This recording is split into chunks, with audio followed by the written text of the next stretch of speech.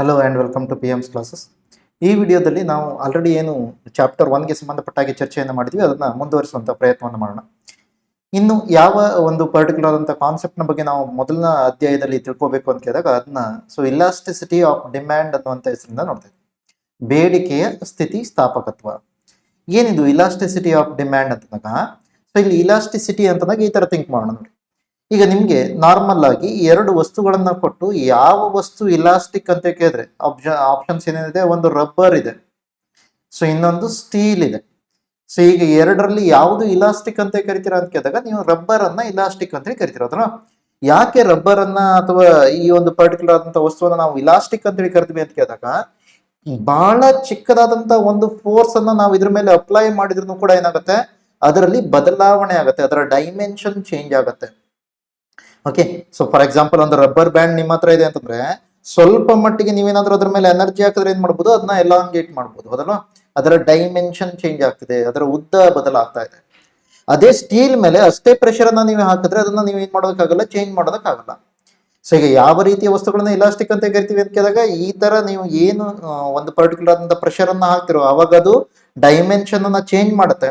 ಮತ್ತೆ ವಾಪಸ್ ನೀವು ಅದನ್ನ ಬಿಟ್ಟ ನಂತರ ಮತ್ತೆ ವಾಪಸ್ ಒರಿಜಿನಲ್ ಆದಂತ ಅದರ ಡೈಮೆನ್ಷನ್ಗೆ ವಾಪಸ್ ಬರುತ್ತೆ. ಅಂತ ವಸ್ತುವನ್ನ ಇಲಾಸ್ಟಿಕ್ ಅಂತ ಕರಿತೀವಿ. ಸೊ ಈಗ ಇಲ್ಲಿ ಏನಿದು ಇಲಾಸ್ಟಿಸಿಟಿ ಅಂತಂದಾಗ, ಇಲಾಸ್ಟಿಸಿಟಿ ಆಫ್ ಡಿಮ್ಯಾಂಡ್ ಅಂತಂದಾಗ, ಬೇರೆ ಯಾವುದೋ ಅಂಶದ ಜೊತೆಯಲ್ಲಿ ಡಿಮ್ಯಾಂಡ್ ಅಲ್ಲಿ ಏನು ಬದಲಾವಣೆ ಆಗುತ್ತೆ ಅಂತ ಚೆಕ್ ಮಾಡ್ತಾ ಇದ್ವಿ. ಫಾರ್ ಎಕ್ಸಾಂಪಲ್ ಈಗ ಈ ತರ ಥಿಂಕ್ ಮಾಡಿ, ಡಿಮ್ಯಾಂಡ್ ಅಲ್ಲಿ ಯಾವ ರೀತಿ ಬದಲಾವಣೆ ಆಗ್ತಿದೆ ಅನ್ನೋದನ್ನ ನಾವೇನಾದ್ರೂ ದರದ ಆಧಾರದ ಮೇಲೆ ನೋಡಿದ್ರೆ, ದರದಲ್ಲಿ ಹೆಚ್ಚಳ ಆದ ಕೂಡ ನಾರ್ಮಲ್ ಆಗಿ ಡಿಮ್ಯಾಂಡ್ ಚೇಂಜ್ ಆಗುತ್ತೆ. ಸಪೋಸ್ ಥಿಂಕ್ ಮಾಡಿ, 10% change of demand, that is 10% increase in price if it is leading to 10% reduction in demand ಅಂತ ಹೇಳ್ತಾರೆ. ದರದಲ್ಲಿ 10% ಇನ್ಕ್ರೀಸ್ ಆಗಿರೋದ್ರಿಂದಾಗಿ ಬೇಡಿಕೆಯಲ್ಲಿ 10% ಕಡಿಮೆ ಆದ್ರೆ, ಸೊ ಅದನ್ನ ನಾವು ಅರ್ಥ ಮಾಡ್ಕೊಳ್ಳುವಂತ ಪ್ರಯತ್ನ ಮಾಡ್ತಿದ್ವಿ. ಸೊ ಈ ತರ ದರದ ಆಧಾರದ ಮೇಲೆ ಹೇಳಿದ್ರೆ ಅದನ್ನ ಏನ್ ಕರಿತೀವಿ, ಪ್ರೈಸ್ ಇಲಾಸ್ಟಿಸಿಟಿ ಅಂತ ಕರಿತೀವಿ. ಪ್ರೈಸ್ ಇಲಾಸ್ಟಿಸಿಟಿ ಆಫ್ ಡಿಮ್ಯಾಂಡ್ ಅಂತ ಕರಿತೀವಿ. ಇದನ್ನೇ ನಾವೇನಾದ್ರೂ ಇನ್ಕಮ್ ನ ಆಧಾರದ ಮೇಲೆ ಹೇಳಿದ್ರೆ ಅದನ್ನ ಏನ್ ಕರಿತೀವಿ, ಇನ್ಕಮ್ ಇಲಾಸ್ಟಿಸಿಟಿ ಅನ್ನುವಂತ ಹೆಸರಿಂದ ಕರಿತೀವಿ. Income elasticity. ಪ್ರೈಸ್ ಇಲಾಸ್ಟಿಸಿಟಿ ಅಂತಂದಾಗ ಯಾವಾಗ, ಪ್ರೈಸ್ ಇಲಾಸ್ಟಿಸಿಟಿ ಅಂತಂದಾಗ ದರದ ಆಧಾರದ ಮೇಲೆ, ದರದಲ್ಲಿ ಆದಂತ ಬದಲಾವಣೆಯಿಂದ ಏನಾದ್ರೂ ಬೇಡಿಕೆಯ ಸ್ಥಿತಿಸ್ಥಾಪಕತ್ವ ಕಂಡ್ರೆ ಅದನ್ನ ಏನ್ ಕರಿತೀವಿ, ದರದ ಆಧಾರದ ಮೇಲೆ ಬೇಡಿಕೆಯ ಸ್ಥಿತಿಸ್ಥಾಪಕತ್ವ ಅಂತ ಕರಿತೀವಿ. ಅಥವಾ ಇನ್ಕಮ್ ನ ಆಧಾರದ ಮೇಲೆ ಆದ್ರೆ ಅದೇನ್ ಕರಿತೀವಿ, ಆದಾಯದ ಬೇಡಿಕೆಯ ಸ್ಥಿತಿಸ್ಥಾಪಕತ್ವ ಅಂತ ಕರಿತೀವಿ. ಇನ್ನೊಂದು ಬರ್ಬೋದು, ಇವನ್ ನಾವು ಮತ್ತೊಂದನ್ನ ಏನ್ ನೋಡ್ತೀವಿ, ಕ್ರಾಸ್ ಇಲಾಸ್ಟಿಸಿಟಿ ಅನ್ನುವಂತ ಹೆಸರಿನಿಂದ ನೋಡ್ತೀವಿ. Cross elasticity.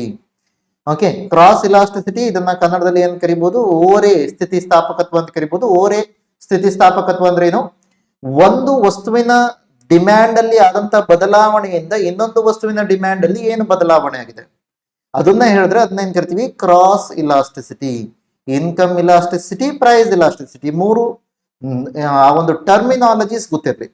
ಓಕೆ, ಎಕ್ಸಾಕ್ಟ್ ಆಗಿ ಅದು ಏನಾಗತ್ತೆ, ಯಾವ ರೀತಿ ಅಂದ್ರೆ ನಾವು for example price elasticity number ಎಷ್ಟರ ಒಳಗಡೆ ಇದ್ದಾಗ ಆ ವಸ್ತುವಿಗೆ ಯಾವ ಹೆಸರನ್ನ ಕರೀತಾರೆ, ಈ ತರದೆಲ್ಲ ಬಹಳ ಡಿಟೇಲ್ ಆಗಿ ಹೋಗೋದು ಬೇಡ. ಆದ್ರೆ ನಿಮ್ಗೆ ಏನ್ ತಿರ್ಬೇಕು, ಪ್ರೈಸ್ ಇಲಾಸ್ಟಿಸಿಟಿ ಆಫ್ ಡಿಮ್ಯಾಂಡ್ ಅಂದ್ರೆ ಏನು, ದರದ ಆಧಾರದ ಮೇಲೆ ಬೇಡಿಕೆಯಲ್ಲಿ ಅದ್ರ ಎಷ್ಟು ಬದಲಾವಣೆ ಆಗ್ತಿದೆ ಅಂತ ನೋಡ್ತೀರಾ. ದರದಲ್ಲಿ ಸ್ವಲ್ಪ ಬದಲಾವಣೆ ಆಗಿ ಬೇಡಿಕೆಯಲ್ಲಿ ಬಹಳ ಜಾಸ್ತಿ ಬದಲಾವಣೆ ಆದ್ರೆ ಅದೇನಾಗುತ್ತೆ, ಬಹಳ ಇಲಾಸ್ಟಿಕ್ ಆದಂತ ಒಂದು ಗೂಡ್ ಅಂತ ತಗೋತೀರಾ. ದರದಲ್ಲಿ ಬಹಳಷ್ಟು ಬದಲಾವಣೆ ಆದ್ರೂ ಕೂಡ ಆ ವಸ್ತುವಿನ ಡಿಮ್ಯಾಂಡ್ ಅಲ್ಲಿ ಬದಲಾವಣೆ ಆಗಲ್ಲ ಅಂತಂದ್ರೆ ಅದೇನ್ ಕರಿತೀರಾ, ಇನ್ಇಲಾಸ್ಟಿಕ್ ಅಂತ ಕರಿತೀರಾ. ಸೊ ಆ ತರದ ವಸ್ತುಗಳನ್ನ ನೋಡ್ತೀವಿ. ಇದು ಇಲಾಸ್ಟಿಸಿಟಿ ಆಫ್ ಡಿಮ್ಯಾಂಡ್ ಅಂದ್ರೆ ಏನು. ಸೊ ನೆಕ್ಸ್ಟ್ ಕಾನ್ಸೆಪ್ಟ್ ಅಂತಂದಾಗ ಇಲ್ಲಿ ನಾವು ಏನ್ ಮಾಡ್ತೀವಿ, ಬೇರೆ ಬೇರೆ ರೇಖೆಗಳನ್ನ ನೋಡ್ತಾ ಹೋಗ್ತೀವಿ. ಎಕಾನಮಿಗೆ ಸಂಬಂಧಪಟ್ಟಂತ ಬಹಳಷ್ಟು ಬೇರೆ ಬೇರೆ ರೇಖೆಗಳು ಬರುತ್ತೆ. ಹಾಗೆ ನಂತರದಲ್ಲಿ ಸಬ್ಸಿಕ್ವೆಂಟ್ ಚಾಪ್ಟರ್ಸ್ ಅಲ್ಲಿ ಕೂಡ ಮತ್ತೆ ಅದನ್ನ ನೋಡ್ತೀವಿ. ಅದನ್ನ ನಾವೇನ್ ನೋಡ್ತಾ ಇದ್ವಿ, ಇಲ್ಲಿ ಎಲ್ಲಾ ಕರ್ವ್ಗಳನ್ನ ಒಟ್ಟಿಗೆ ನೋಡುವಂತ ಪ್ರಯತ್ನ ಮಾಡ್ತೀವಿ. ಮೊದಲನೇದು ಫಿಲಿಪ್ಸ್ ಕರ್ವ್ ಅಂತ ಕರಿತೀವಿ. ಫಿಲಿಪ್ಸ್ ರೇಖೆ ಅಂತಂದಾಗ ಇದು ಯಾವ್ಯಾವ್ದ್ರ ಒಂದು ಯಾವ್ಯಾವ ಅಂಶಗಳ ನಡುವಿನ ಸಂಬಂಧವನ್ನ ಹೇಳುತ್ತೆ ಅಂತ ಕೇಳಿದಾಗ, so one side we have inflation rate ಇದೆ. ಸೊ ಎಕ್ಸ್ ಆಕ್ಸಿಸ್ ನ ಒಳಗಡೆ ಏನಿದೆ ಅಂತ ಕೇಳಿದಾಗ ಅನ್ಎಂಪ್ಲಾಯ್ಮೆಂಟ್ ರೇಟ್ ಅನ್ನ ತಗೋತೀವಿ. ಅನ್ಎಂಪ್ಲಾಯ್ಮೆಂಟ್ ರೇಟ್ ಅನ್ನ ತಗೋತೀವಿ. ಇನ್ಫ್ಲೇಷನ್ ರೇಟ್ ಜಾಸ್ತಿ ಇದ್ದಾಗ ಅನ್ಎಂಪ್ಲಾಯ್ಮೆಂಟ್ ರೇಟ್ ಕಡಿಮೆ ಇರುತ್ತೆ. ಸೊ ಅಥವಾ ನೀವು ವರ್ಚುವಸ್ ಸೈಕಲ್ ಅನ್ನ ಇಲ್ಲಿ ಎಕ್ಸಾಂಪಲ್ ಆಗಿ ತಗೋಬಹುದು. ಇನ್ಫ್ಲೇಷನ್ ಇದೆ ಅಂತಂದ್ರೆ ಎಂಪ್ಲಾಯ್ಮೆಂಟ್ ಕ್ರಿಯೇಟ್ ಆಗುತ್ತೆ, that means unemployment rate is very low. ಅದೇ ನಿಮ್ಗೆ ಏನಾದ್ರೂ ಇನ್ಫ್ಲೇಷನ್ ಕಡಿಮೆ ಆಗ್ತಾ ಬರುತ್ತೆ ಅಥವಾ ಸಮ್ಟೈಮ್ಸ್ ನೆಗೆಟಿವ್ ಇನ್ಫ್ಲೇಷನ್ ಕಾಣುತ್ತೆ ಅಂತಂದ್ರೆ ಏನು, ಡಿಫ್ಲೇಷನ್ ಕಾಣುತ್ತೆ, ಆ ತರದೆಲ್ಲ ಸಂದರ್ಭದಲ್ಲಿ ನಿಮ್ಗೆ ಏನಾಗುತ್ತೆ, ಎಂಪ್ಲಾಯ್ಮೆಂಟ್ ರೇಟ್ ಜಾಸ್ತಿ ಆಗೋದನ್ನು ನೋಡ್ತೀರಾ. ಸೊ ಈ ಒಂದು ಗ್ರಾಫ್ ಏನಿದೆಯಲ್ಲ ಇದನ್ನ ನಾವೇನ್ ಕರಿತೀವಿ, ಫಿಲಿಪ್ಸ್ ಕರ್ವ್ ಅಂತ ಕರಿತೀವಿ. ಫಿಲಿಪ್ಸ್ ಕರ್ವ್ ಅಥವಾ ಡೌನ್ವರ್ಡ್ ಸ್ಲೋಪಿಂಗ್ ಕರ್ವ್ ಅಂತಾನು ಕೂಡ ಕರಿಬಹುದು. ಆದ್ರೆ ನೆನಪಿರ್ಲಿ, ಫಿಲಿಪ್ಸ್ ಕರ್ವ್ ನಲ್ಲಿ ಯಾವ ಒಂದು ಪರ್ಟಿಕ್ಯುಲರ್ ಆದಂತ ಸಿನಾರಿಯೋವನ್ನ ನಾವು ಎಕ್ಸ್ಪ್ಲೈನ್ ಮಾಡೋದಕ್ಕೆ ಹೋಗಲ್ಲ ಅಥವಾ ಆಗಲ್ಲ ಅಂತ ಕೇಳಿದಾಗ, ಫಿಲಿಪ್ಸ್ ಕರ್ವ್ ಅಲ್ಲಿ ನಾರ್ಮಲ್ ಆಗಿ ನಾರ್ಮಲ್ ಸಿಚುವೇಶನ್ ಇದ್ರೆ ನೀವು ಎಕ್ಸ್ಪ್ಲೈನ್ ಮಾಡಬಹುದು ಇನ್ಫ್ಲೇಷನ್ ರೇಟ್ ಮತ್ತೆ ಅನ್ಎಂಪ್ಲಾಯ್ಮೆಂಟ್ ರೇಟ್ ನ ಲಿಂಕ್ ಅನ್ನ. But Philips curve has a limitation, ಅದಕ್ಕೂ ಒಂದು ಮಿತಿ ಇದೆ, ಅದನ್ನ ನೀವು ಎಕ್ಸ್ಪ್ಲೈನ್ ಮಾಡೋದಕ್ಕಾಗಲ್ಲ. ಯಾವ ಸಂದರ್ಭವನ್ನ ಎಕ್ಸ್ಪ್ಲೈನ್ ಮಾಡೋದಕ್ಕಾಗಲ್ಲ ಅಂತಂದಾಗ ಅದನ್ನೇನ್ ಕರಿತೀವಿ, ಸ್ಟ್ಯಾಗ್ಫ್ಲೇಷನ್ ಅನ್ನುವಂತ ಹೆಸರಿಂದ ಕರಿತೀವಿ. ಸ್ಟ್ಯಾಗ್ಫ್ಲೇಷನ್ ಅಥವಾ ಜಡ ಹಣದುಬ್ಬರ ಅಂತ ಕರಿತೀವಿ, ಜಡ ಹಣದುಬ್ಬರ. ಸೊ ಇದನ್ನೇನಾದ್ರೂ ನಾವು ನೋಡಿದ್ರೆ ಸ್ಟ್ಯಾಗ್ಫ್ಲೇಷನ್ ನಲ್ಲಿ ಏನಾಗುತ್ತೆ ನಿಮ್ಗೆ, ಸೊ ಒಂದ್ ಕಡೆ ಇನ್ಫ್ಲೇಷನ್ ಇರುತ್ತೆ, ಹಣದುಬ್ಬರ ಇರುತ್ತೆ, ಆದ್ರೆ ಹಣದುಬ್ಬರದ ಜೊತೆಯಲ್ಲಿ ಇಲ್ಲಿ ಅನ್ಎಂಪ್ಲಾಯ್ಮೆಂಟ್ ಕೂಡ ಜಾಸ್ತಿ ಆಗ್ತಿರತ್ತೆ, ಎಂಪ್ಲಾಯ್ಮೆಂಟ್ ಕ್ರಿಯೇಷನ್ ಕಡಿಮೆ ಆಗ್ತಿರತ್ತೆ, ನಿರುದ್ಯೋಗ ಕೂಡ ಇರುತ್ತೆ. ಸೊ ಈ ಒಂದು ಪರ್ಟಿಕ್ಯುಲರ್ ಆದಂತ ಸಿಚುವೇಶನ್ ಅನ್ನ ನೀವು ಫಿಲಿಪ್ಸ್ ರೇಖೆಯ ಒಳಗಡೆ ಎಕ್ಸ್ಪ್ಲೈನ್ ಮಾಡೋದಕ್ಕಾಗಲ್ಲ. ಇದನ್ಯಾಕೆ ಹೈಲೈಟ್ ಮಾಡ್ತಾ ಇದ್ದೀನಿ ಅಂದ್ರೆ, ರೀಸೆಂಟ್ ಆಗಿ ಬಹಳಷ್ಟು ಅಂದ್ರೆ ಎಲ್ಲಾ ದೇಶಗಳಲ್ಲಿ ನಮಗೆ ಸ್ಟ್ಯಾಗ್ಫ್ಲೇಷನ್ ಕಂಡಿದೆ, ಜಡ ಹಣದುಬ್ಬರ ಕಂಡಿದೆ, ಆ ಕಾರಣಕ್ಕೆ ಅದ್ ನೆನಪಿರ್ಲಿ. ಇದು ಫಿಲಿಪ್ಸ್ ರೇಖೆ ಅಂದ್ರೆ ಏನು. ಸೊ ನೆಕ್ಸ್ಟ್ ಬರುತ್ತೆ ಕುಜ್ನೆಟ್ ರೇಖೆ. ಕುಜ್ನೆಟ್ ರೇಖೆಯನ್ನ ಎರಡು ಸಂದರ್ಭಗಳಲ್ಲಿ ಬಳಸ್ತಾರೆ. ಒಂದನ್ನ ಇನಿಕ್ವಾಲಿಟಿ ಕುಜ್ನೆಟ್ ಕರ್ವ್ ಅಂತ ಕರಿತೀವಿ, ಇನಿಕ್ವಾಲಿಟಿ ಕುಜ್ನೆಟ್ ಕರ್ವ್ ಅಥವಾ ಆದಾಯದ ಅಸಮಾನತೆಯ ಕುಜ್ನೆಟ್ ರೇಖೆ ಅಂತ ಕರಿತೀವಿ. ಆದಾಯದ ಅಸಮಾನತೆ ಕುಜ್ನೆಟ್ ರೇಖೆ ಅಂತಂದಾಗ ಏನೇನು ತಗೋತಾರೆ ಇದರಲ್ಲಿ ಅಂತ ಕೇಳಿದಾಗ, ಒಂದು ಪರ್ ಕ್ಯಾಪಿಟಾ ಇನ್ಕಮ್, ತಲಾವಾರು ಆದಾಯ, ಪರ್ ಕ್ಯಾಪಿಟಾ ಇನ್ಕಮ್ ಅನ್ನ ತಗೋತಾರೆ. ವರ್ಸಸ್ ಇದರ ಮತ್ತೊಂದು ದಿಕ್ಕಿನಲ್ಲಿ ನಾವೇನ್ ನೋಡ್ತೀವಿ ಅಂತ ಕೇಳಿದಾಗ, ಪರ್ ಕ್ಯಾಪಿಟಲ್ ಇನ್ಕಮ್ ನ ಜೊತೆ ಎಲ್ಲಿ ಅಂತಂದಾಗ ಇನ್ನೊಂದು ಇದನ್ನ ತಗೋತೀವಿ, inequality, income inequality, income inequality. So ಇದನ್ನ ನಾವೇನಾದ್ರೂ ಗ್ರಾಫಿಕಲ್ ರಿಪ್ರೆಸೆಂಟೇಷನ್ ಮಾಡೋದಕ್ಕೆ ಹೋದ್ರೆ ಇನ್ಕಮ್ ಇನ್ಇಕ್ವಾಲಿಟಿ ಇಲ್ಲಿ ತಗೋತಿದ್ದೀನಿ. ಓಕೆ, ಸೊ ಐ ಅಂತೇಳಿ ಬರಿತೀನಿ, ಐ ಅಂತಂದ್ರೆ ಇನ್ಕಮ್ ಇನ್ಇಕ್ವಾಲಿಟಿ ಅಂತೇಳಿ ಹೇಳ್ತಾ ಇದ್ದೀನಿ. ಪರ್ ಕ್ಯಾಪಿಟಾ ಇನ್ಕಮ್ ಅನ್ನ ಇಲ್ಲಿ ಬರ್ತಿದ್ದೀನಿ, ಪರ್ ಕ್ಯಾಪಿಟಾ ಇನ್ಕಮ್ ಅಂತ ಹೇಳಿ ಬರ್ತೀನಿ. ಸೊ ಅಕಸ್ಮಾತ್ ಆಗಿ 0 ಪರ್ ಕ್ಯಾಪಿಟಲ್ ಇನ್ಕಮ್ ಇದೆ ಅಂತಂದ್ರೆ ಅಲ್ಲಿ ಇನ್ಇಕ್ವಾಲಿಟಿ ಇಲ್ಲ, ಅದರ ಬದಲಾಗಿ ಏನು ಇಕ್ವಾಲಿಟಿ ಇದೆ, ಎಲ್ಲರಿಗೂ ಸಮಾನವಾದಂತ ಆದಾಯ ಸಿಗ್ತಾ ಇದೆ ಅಂತ ಅರ್ಥ. ತಲಾಬಾರೋ ಆದಾಯ 0 ಇದ್ರೆ, ಎಲ್ಲರ ಆದಾಯ 0 ಇದ್ದಾಗ ಮಾತ್ರ ನಿಮ್ಗೆ ಏನಾಗುತ್ತೆ, ಪರ್ ಕ್ಯಾಪಿಟಲ್ ಇನ್ಕಮ್ 0 ಬರುತ್ತೆ. ಸೊ ಆ ಕಾರಣಕ್ಕಾಗಿ 0. ಸೊ ನಿಧಾನವಾಗಿ ಪರ್ ಕ್ಯಾಪಿಟಲ್ ಇನ್ಕಮ್ ಜಾಸ್ತಿ ಆಗ್ತಾ ಹೋಗುತ್ತೆ ಅಂದ್ರೆ ಏನಾಗುತ್ತೆ, ಕೆಲವು ವ್ಯಕ್ತಿಗಳ ಸ್ಯಾಲರಿ ಜಾಸ್ತಿ ಆಗಿರ್ಬೋದು, ಆ ಕಾರಣಕ್ಕಾಗಿ ಇನ್ಕಮ್ ಇನ್ಇಕ್ವಾಲಿಟಿ ಜಾಸ್ತಿ ಆಗುತ್ತೆ. ನಂತರದಲ್ಲಿ ಮತ್ತೆ ಇನ್ಕಮ್ ಇನ್ಇಕ್ವಾಲಿಟಿ ಕಡಿಮೆ ಆಗ್ತಾ ಬರುತ್ತೆ ಅಂತ ಹೇಳ್ತಾರೆ. ಸೊ ಇಲ್ಲಿ ಯಾಕೆ ಇದು ಕಡಿಮೆ ಆಗುತ್ತೆ ಅಂತ ಕೇಳಿದಾಗ ಈ ತರದ ಒಂದು ಅಪ್ರೋಚ್ ಅನ್ನ ಹೇಳ್ತಾರೆ, ಟ್ರಿಕಲ್ ಡೌನ್ ಅಪ್ರೋಚ್ ಅಂತ ಕರಿತಾರೆ. Trickle down approach. ಹಾಗೆ ನೆನಪಿರ್ಲಿ, ಕನ್ನಡದಲ್ಲಿ ಇದಕ್ಕೆ ಎಕ್ಸಾಕ್ಟ್ ಆಗಿ ಟ್ರಾನ್ಸ್ಲೇಷನ್ ಮಾಡೋದಕ್ಕಾಗಲ್ಲ, ಆದ್ರೆ ಗೂಗಲ್ ಟ್ರಾನ್ಸ್ಲೇಷನ್ ಎಲ್ಲ ಆಗ್ಬಿಟ್ರೆ ನಿಮ್ಗೆ ಏನಾಗುತ್ತೆ, ಹನಿ ಸೊ ವ್ಯವಸ್ಥೆ, ಹನಿ ನೀರಾವರಿ ವ್ಯವಸ್ಥೆ ಅಂತ ಎಲ್ಲ ಬರ್ಬೋದು, ಡ್ರಿಪ್ ಇರಿಗೇಷನ್ ಎಲ್ಲ ಬಂದ್ಬಿಡ್ಬೋದು. ಅದಕ್ಕಾಗಿ ಸೊ ಇದನ್ನ ಅರ್ಥ ಮಾಡ್ಕೊಳ್ಳಿ. ಟ್ರಿಕಲ್ ಡೌನ್ ಅಪ್ರೋಚ್ ಅಂದ್ರೆ ಏನು, ಶ್ರೀಮಂತರಿಗೆ ಹೆಚ್ಚಿನ ಆದಾಯ ಸಿಗ್ತಾ ಹೋಗುತ್ತೆ. ಈ ಶ್ರೀಮಂತರಿಗೆ ಹೆಚ್ಚಿನ ಆದಾಯ ಸಿಗೋದ್ರಿಂದಾಗಿ ಅವ್ರೇನ್ ಮಾಡ್ತಾರೆ, ಹೊಸ ಉದ್ಯೋಗಗಳನ್ನ ಕ್ರಿಯೇಟ್ ಮಾಡ್ತಾರೆ, ಹೊಸ ಉದ್ಯೋಗಗಳನ್ನ ಕ್ರಿಯೇಟ್ ಮಾಡ್ತಾರೆ. ಹೊಸ ಉದ್ಯೋಗಗಳನ್ನು ಕ್ರಿಯೇಟ್ ಮಾಡ್ತಿದ್ದಾರೆ ಅಂದ್ರೆ ಏನು, ಆರ್ಥಿಕವಾಗಿ ಯಾರು ಬಡವರಿದ್ದಾರೋ, ಎಕನಾಮಿಕಲಿ ಬ್ಯಾಕ್ವರ್ಡ್, ಅವರಿಗೂ ಕೂಡ ಎಂಪ್ಲಾಯ್ಮೆಂಟ್ ಅಪಾರ್ಚುನಿಟಿ ಸಿಗ್ತಾ ಇದೆ, ಉದ್ಯೋಗದ ಅವಕಾಶ ಸಿಗ್ತಾ ಇದೆ. ಉದ್ಯೋಗ ಸಿಗ್ತಾ ಇದೆ ಅಂದ್ರೆ ಆದಾಯ ಅವ್ರದ್ದು ಜಾಸ್ತಿ ಆಯ್ತು. ಆ ಕಾರಣಕ್ಕಾಗಿ ಶ್ರೀಮಂತರ ಆದಾಯ ಸ್ವಲ್ಪ ಕಡಿಮೆ ಆಗುತ್ತೆ, ಯಾಕಂದ್ರೆ ಅವ್ರ ವೆಚ್ಚ ಜಾಸ್ತಿ ಆಗ್ತದೆ. ಬಡವರ ಆದಾಯ ಸ್ವಲ್ಪ ಜಾಸ್ತಿ ಆಗುತ್ತೆ, ಆ ಕಾರಣಕ್ಕಾಗಿ ನಿಮ್ಗೆ ಏನಾಗುತ್ತೆ, ಇನ್ಕಮ್ ಇನ್ಇಕ್ವಾಲಿಟಿ ಅಥವಾ ಈ ಒಂದು ಆದಾಯದ ಅಂತರ, ಶ್ರೀಮಂತ ಮತ್ತು ಬಡವರ ಮಧ್ಯದ ಆದಾಯದ ಅಂತರ ಇದೆಯಲ್ಲ ಅದು ಕಡಿಮೆ ಆಗ್ತಾ ಹೋಗುತ್ತೆ. ಸೊ ಆ ಕಾರಣಕ್ಕಾಗಿ ಅದನ್ನ ಟ್ರಿಕಲ್ ಡೌನ್ ಅಪ್ರೋಚ್ ಅಂತ ಕರಿತೀವಿ, ಟ್ರಿಕಲ್ ಡೌನ್ ಅಪ್ರೋಚ್. ನೆನಪಿರ್ಲಿ, ಅದು ಏನು ಅನ್ನೋದು ನೆನಪಿರ್ಲಿ.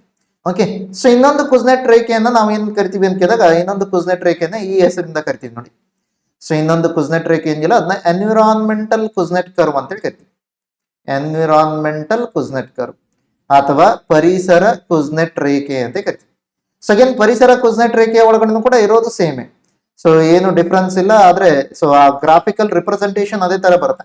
ಆದ್ರೆ ಇಲ್ಲಿ ಯಾವ್ದನ್ನ ನಾವು ತಗೋತೀವಿ ಅಂತ ಕೇಳಿದಾಗ, ವಾಯ್ ಆಕ್ಸಿಸ್ ನಲ್ಲಿ ಎನ್ವಿರಾನ್ಮೆಂಟಲ್ ಡ್ಯಾಮೇಜ್ ಅನ್ನ ತಗೋತೀವಿ, ಎನ್ವಿರಾನ್ಮೆಂಟಲ್ ಡ್ಯಾಮೇಜ್ ಅಥವಾ ಪರಿಸರದ ಮೇಲೆ ಉಂಟಾಗುವ ಹಾನಿಯನ್ನ ತಗೋತೀವಿ. ಎಕ್ಸ್ ಆಕ್ಸಿಸ್ ನಲ್ಲಿ ಏನ್ ತಗೋತೀವಿ ಅಂತ ಕೇಳಿದಾಗ GDP ಅನ್ನ ತಗೋತೀವಿ. ಯಾವುದೋ ಒಂದು ದೇಶ ಅದರ GDP 0 ಇದೆ ಅಂದ್ರೆ ನಾರ್ಮಲ್ ಆಗಿ ಅದು ಪರಿಸರದ ಮೇಲೆ ಮಾಡ್ತಾ ಇರುವಂತಹ ಹಾನಿ ಬಹಳ ಕಡಿಮೆ, 0ಗೆ ಹತ್ರ ಅಂತ ಥಿಂಕ್ ಮಾಡ್ತೀವಿ. ಸೊ ಆ ಕಾರಣಕ್ಕಾಗಿ 0 ಅಂತ ಥಿಂಕ್ ಮಾಡೋಣ. GDP ಹೆಚ್ಚಾಗ್ತಾ ಹೋದಾಗ ಏನ್ ಮಾಡ್ತಾರೆ, ಎನ್ವಿರಾನ್ಮೆಂಟಲ್ ಡ್ಯಾಮೇಜ್ ಅನ್ನ ಹೆಚ್ಚು ಮಾಡ್ತಾ ಹೋಗ್ತಾರೆ. ಎನ್ವಿರಾನ್ಮೆಂಟಲ್ ಡ್ಯಾಮೇಜ್ ನಂತರದಲ್ಲಿ ಎಲ್ಲೋ ಒಂದ್ ಕಡೆ ಮತ್ತೆ ಕಡಿಮೆ ಆಗುತ್ತೆ ಅಂತ ಹೇಳ್ತಾರೆ. ಯಾಕೆ ಇದು ಕಡಿಮೆ ಆಗುತ್ತೆ ಅಂತ ಕೇಳಿದಾಗ, ಅವು ಡೆವಲಪ್ಡ್ ಕಂಟ್ರಿ ಆದ ನಂತರ, ಅಭಿವೃದ್ಧಿ ಹೊಂದಿದ ದೇಶಗಳಾದ ನಂತರ ಅವೇನ್ ಮಾಡುತ್ತೆ, ಕ್ಲೀನ್ ಟೆಕ್ನಾಲಜಿಯ ಕಡೆಯಲ್ಲಿ ಹೋಗುತ್ತೆ ಅಂತ ಹೇಳ್ತಾರೆ. ಕ್ಲೀನ್ ಟೆಕ್ನಾಲಜೀಸ್ ಅಂದ್ರೆ ಏನಿರ್ಬೋದು, ರಿನ್ಯೂವೇಬಲ್ ಎನರ್ಜಿಗಳನ್ನ ಬಳಸೋದಾಗಿರ್ಬೋದು, ಅಥವಾ ಅತ್ಯಾಧುನಿಕವಾದಂತಹ ಈ ರೀತಿಯ ಬೇರೆ ಬೇರೆ ಇದನ್ನ ನೀವು ಮಾಡೋದಕ್ಕೆ ಹೋದಾಗ ಕೆಲವೊಂದು ಸಂದರ್ಭದಲ್ಲಿ ಏನಾಗ್ಬೋದು, ಅವುಗಳ ಎಫಿಷಿಯನ್ಸಿ ಜಾಸ್ತಿ ಆಗ್ಬೋದು. ಸೊ ಈ ತರ ಎಫಿಷಿಯನ್ಸಿ ಜಾಸ್ತಿ ಮಾಡ್ತೀರಾ, ಕ್ಲೀನ್ ಟೆಕ್ನಾಲಜಿಯನ್ನ ಬಳಸ್ತೀರಾ ಅಂದ್ರೆ ಮತ್ತೆ ಏನಾಗುತ್ತೆ, ಪರಿಸರದ ಮೇಲೆ ಆಗುವಂತ ಹಾನಿ ಕಡಿಮೆ ಆಗ್ತಾ ಬರುತ್ತೆ ಅಂತ. ಸೊ ಇದನ್ನ ಎನ್ವಿರಾನ್ಮೆಂಟಲ್ ಕುಜ್ನೆಟ್ ಕರ್ವ್ ಅಂತ ಕರಿತೀವಿ. ಅಗೇನ್ ಇದು ಕೂಡ ಕುಜ್ನೆಟ್ ರೇಖೆನೆ. ಸೊ ಅಗೇನ್ ಎರಡು ಕುಜ್ನೆಟ್ ರೇಖೆ, ಒಂದು ಇನ್ಕಮ್ ಇನ್ಇಕ್ವಾಲಿಟಿ ಕುಜ್ನೆಟ್ ಕರ್ವ್, ಇನ್ನೊಂದು ಎನ್ವಿರಾನ್ಮೆಂಟಲ್ ಕುಜ್ನೆಟ್ ಕರ್ವ್. ಏನನ್ನ ಹೇಳ್ತಾ ಇದ್ದಾರೆ ಅನ್ನೋದು ನನ್ಗೆ ಇಂಪಾರ್ಟೆಂಟ್. ಯಾವ್ದನ್ನ ತಗೊಂಡಿದ್ದಾರೆ, ಪರಿಸರದ ಬಗ್ಗೆ ಮಾತಾಡ್ತಿದಾರ ಅಥವಾ ಆದಾಯದ ಅಸಮಾನತೆಯ ಬಗ್ಗೆ ಮಾತಾಡ್ತಿದಾರ ಕುಜ್ನೆಟ್ ರೇಖೆಯನ್ನ ಹೇಳಿದಾಗ ಅನ್ನೋದು ನೋಡ್ಬೇಕು. ಸೊ ನೆಕ್ಸ್ಟ್ ರೇಖೆಗೆ ಬರೋಣ, ಲ್ಯಾಫರ್ಸ್ ಕರ್ವ್ ಅಂತ ಹೇಳ್ತೀವಿ. ಲ್ಯಾಫರ್ ಕರ್ವ್ ಇದು ಯಾವ ಯಾವ ಅಂಶಗಳ ಮಧ್ಯದ ಒಂದು ಸಂಬಂಧವನ್ನ ಹೇಳುತ್ತೆ ಅಂತ ಕೇಳಿದಾಗ, ಟ್ಯಾಕ್ಸ್ ರೆವೆನ್ಯೂ ಅಂತಂದಾಗ ತೆರಿಗೆ ಕಂದಾಯ ಅಂತ ಕರಿಬಹುದು. ಸೊ ತೆರಿಗೆ ಕಂದಾಯ ಮತ್ತು ಟ್ಯಾಕ್ಸ್ ರೇಟ್, ತೆರಿಗೆ ದರ ಅಂತ ಹೇಳ್ತಾರೆ. ಈಗ ತೆರಿಗೆ ದರ ಅಂತಂದ್ರೆ ಎಷ್ಟು ಪರ್ಸೆಂಟೇಜ್ ಕಟ್ಟಬೇಕು ಅಂತ ಹೇಳ್ತಾರಲ್ಲ, ಅದನ್ನ ಹೇಳ್ತೀವಿ. 10% ಕಟ್ಟಬೇಕು ಅಂತಂದ್ರೆ. ತೆರಿಗೆ ರೆವೆನ್ಯೂ ಅಂದ್ರೇನು, ತೆರಿಗೆ ಕಂದಾಯ ಅಂದ್ರೇನು? ಹಾಗಾದ್ರೆ ಈ 10% ತೆರಿಗೆಯನ್ನ ಹಾಕಿದಾಗ ಸರ್ಕಾರಕ್ಕೆ ಎಷ್ಟು ಕೋಟಿ ಬಂದಿದೆ? ಫಾರ್ ಎಕ್ಸಾಂಪಲ್ ಅದೇನಾದ್ರು 10 ಕೋಟಿ ಬಂದಿದೆ ದುಡ್ಡು ಬೊಕ್ಕಸಕ್ಕೆ, 50 ಕೋಟಿ ಬಂದಿದೆ, ಆ ಅಮೌಂಟ್ ಏನಿಲ್ಲ ಆ ಮೊತ್ತವನ್ನ ನೀವೇನ್ ಕರಿತೀರ, ಟ್ಯಾಕ್ಸ್ ರೆವೆನ್ಯೂ ಅಂತ ಕರಿತೀರಿ. ಕಂದಾಯ, ಸೊ ಅಥವಾ ತೆರಿಗೆ ಕಂದಾಯ, ತೆರಿಗೆ ದರ ಅಂತ. ಈಗ ಇಲ್ಲಿ ನಾವೇನಾದ್ರೂ ಅಬ್ಸರ್ವ್ ಮಾಡೋದಕ್ಕೆ ಎರಡು ಎಕ್ಸ್ಟ್ರೀಮ್ ಕಂಡೀಷನ್ ನೋಡೋಣ. 0% ಟ್ಯಾಕ್ಸ್ ರೇಟ್ ಇದ್ರೆ ಸರ್ಕಾರಕ್ಕೆ ಬರುವಂತ ಆದಾಯ ಎಷ್ಟು, ಟ್ಯಾಕ್ಸ್ ರೆವೆನ್ಯೂ ಎಷ್ಟು ಅಂತ ಕೇಳಿದ್ರೆ 0. ಅದೇ 100% ತೆರಿಗೆ ದರ ಇದ್ರೆ ಆವಾಗಲೂ ಕೂಡ ಸರ್ಕಾರಕ್ಕೆ ಬರುವಂತ ಆದಾಯ ಎಷ್ಟು, 0. ಯಾಕೆ ಅಂತ ಹೇಳ್ತೀವಿ. ಸೊ 0% ಅಂತಂದಾಗ ನೀವು ಎಷ್ಟೇ ದುಡಿದ್ರು, ನಿಮ್ ಇನ್ಕಮ್ ಎಷ್ಟೇ ಇದ್ರು ಅದಕ್ಕೆ 0ದಿಂದ ಮಲ್ಟಿಪ್ಲೈ ಮಾಡಿದ್ರೆ 0ನೇ ಬರ್ಬೇಕು. 100% ಟ್ಯಾಕ್ಸ್ ರೇಟ್ ಇದ್ದಾಗ ಯಾಕೆ ಟ್ಯಾಕ್ಸ್ ರೆವೆನ್ಯೂ 0 ಆಗತ್ತೆ ಅಂತ ಕೇಳಿದಾಗ, ಸಪೋಸ್ ಥಿಂಕ್ ಮಾಡಿ, ನೀವು ಎಷ್ಟು ಕೆಲಸ ಮಾಡ್ತಿರೋ ಅದಕ್ಕೆ ನಿಮ್ಗೆ ಏನ್ ಸ್ಯಾಲ್ರಿ ಬರುತ್ತೋ ಅಷ್ಟು ಸ್ಯಾಲ್ರಿಯನ್ನ ತೆರಿಗೆ ರೂಪದಲ್ಲಿ ಸರ್ಕಾರಕ್ಕೆ ಕಟ್ಟಿ ಅಂತ ಹೇಳಿದ್ರೆ ನೀವೇನ್ ಮಾಡ್ತೀರಾ, ನೀವು ಕೆಲಸಕ್ಕೆ ಹೋಗಲ್ಲ, ಹೌದಲ್ವಾ? ಸೊ ಆ ಕಾರಣಕ್ಕಾಗಿ 100% ಟ್ಯಾಕ್ಸ್ ರೇಟ್ ಇಟ್ಟಾಗಲೂ ಕೂಡ ಸರ್ಕಾರಕ್ಕೆ ಬರುವಂತ ದುಡ್ಡು 0 ಅಂತ ಇದೆ.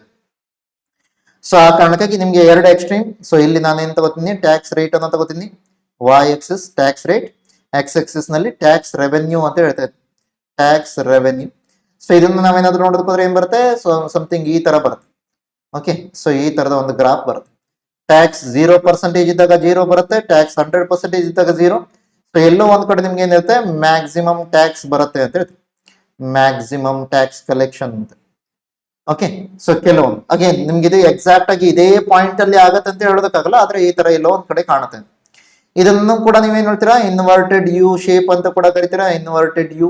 ಅಗೇನ್ ಕುಜ್ನೆಟ್ ರೇಖೆಯನ್ನು ಕೂಡ ಇನ್ವರ್ಟೆಡ್ ಯು ಅಂತ ಹೇಳಿ ಕರಿತೀರಾ, ಅಂದ್ರೆ ಯು ಆಕಾರವನ್ನ ರಿವರ್ಸ್ ಆಗಿ ಇಟ್ಟಾಗ ಅನ್ಸುತ್ತೆ. ಅಥವಾ ಇವನ್ ಏನ್ ಕರಿತೀವಿ, ಬೆಲ್ ಶೇಪ್ಡ್ ಅಂತ ಕೂಡ ಕರಿತೀವಿ, ಬೆಲ್ ಆಕಾರದ, ಗಂಟೆ ಆಕಾರದ ಅಂತ ಕೂಡ ಕರಿತೀವಿ. ಸೊ ಆ ತರದೆಲ್ಲ ನೀವು ಏನ್ ಮಾಡ್ಬೋದು, ಲ್ಯಾಫರ್ಸ್ ಕರ್ವ್, ಲ್ಯಾಫರ್ ಕರ್ವ್ ಅಂದ್ರೆ ಇದು. ಓಕೆ, ಸೊ ನೆಕ್ಸ್ಟ್ ಕರ್ವ್ ಬರೋಣ, ಅದ್ಯಾವುದು, ಲಾರೆನ್ಸ್ ಕರ್ವ್ ಅಂತ ಕರಿತೀವಿ. ಲಾರೆನ್ಸ್ ಕರ್ವ್ ಅಂತಂದಾಗ ಇದರಲ್ಲಿ ನಾವೇನ್ ನೋಡ್ತೀವಿ, ಲಾರೆನ್ಸ್ ಕರ್ವ್ ಅಲ್ಲಿ ಈ ತರ ತಗೋತೀವಿ. ಲಾರೆನ್ಸ್ ಕರ್ವ್ ಏನಿಲ್ಲ, ಸೊ ಇದರಲ್ಲಿ ನಮ್ಗೆ ಒಂದು ಸೈಡ್ ಹಿಂದೆ ಪಾಪ್ಯುಲೇಷನ್ ಅಥವಾ ಸಾರಿ ಒಂದು ವೈ ಆಕ್ಸಿಸ್ ಅಲ್ಲಿ ಇನ್ಕಮ್ ಅನ್ನ ತಗೋತೀವಿ, ಅಥವಾ ಇದನ್ನ ಹೇಳ್ಬೇಕಾದ್ರೆ ಕ್ಯುಮುಲೇಟಿವ್ ಇನ್ಕಮ್ ಅನ್ನುವಂತ ಹೆಸರಿಂದ ಹೇಳ್ತೀವಿ, ಆದಾಯವನ್ನ ತಗೋತೀವಿ. ಎಕ್ಸ್ ಆಕ್ಸಿಸ್ ನಲ್ಲಿ ಏನಿದೆ ಅಂತ ಕೇಳಿದಾಗ ಇದು ಕ್ಯುಮುಲೇಟಿವ್ ಪಾಪ್ಯುಲೇಷನ್ ಇದೆ, ಕ್ಯುಮುಲೇಟಿವ್ ಪಾಪ್ಯುಲೇಷನ್, ಜನಸಂಖ್ಯೆ ಇದೆ, ಜನಸಂಖ್ಯೆ.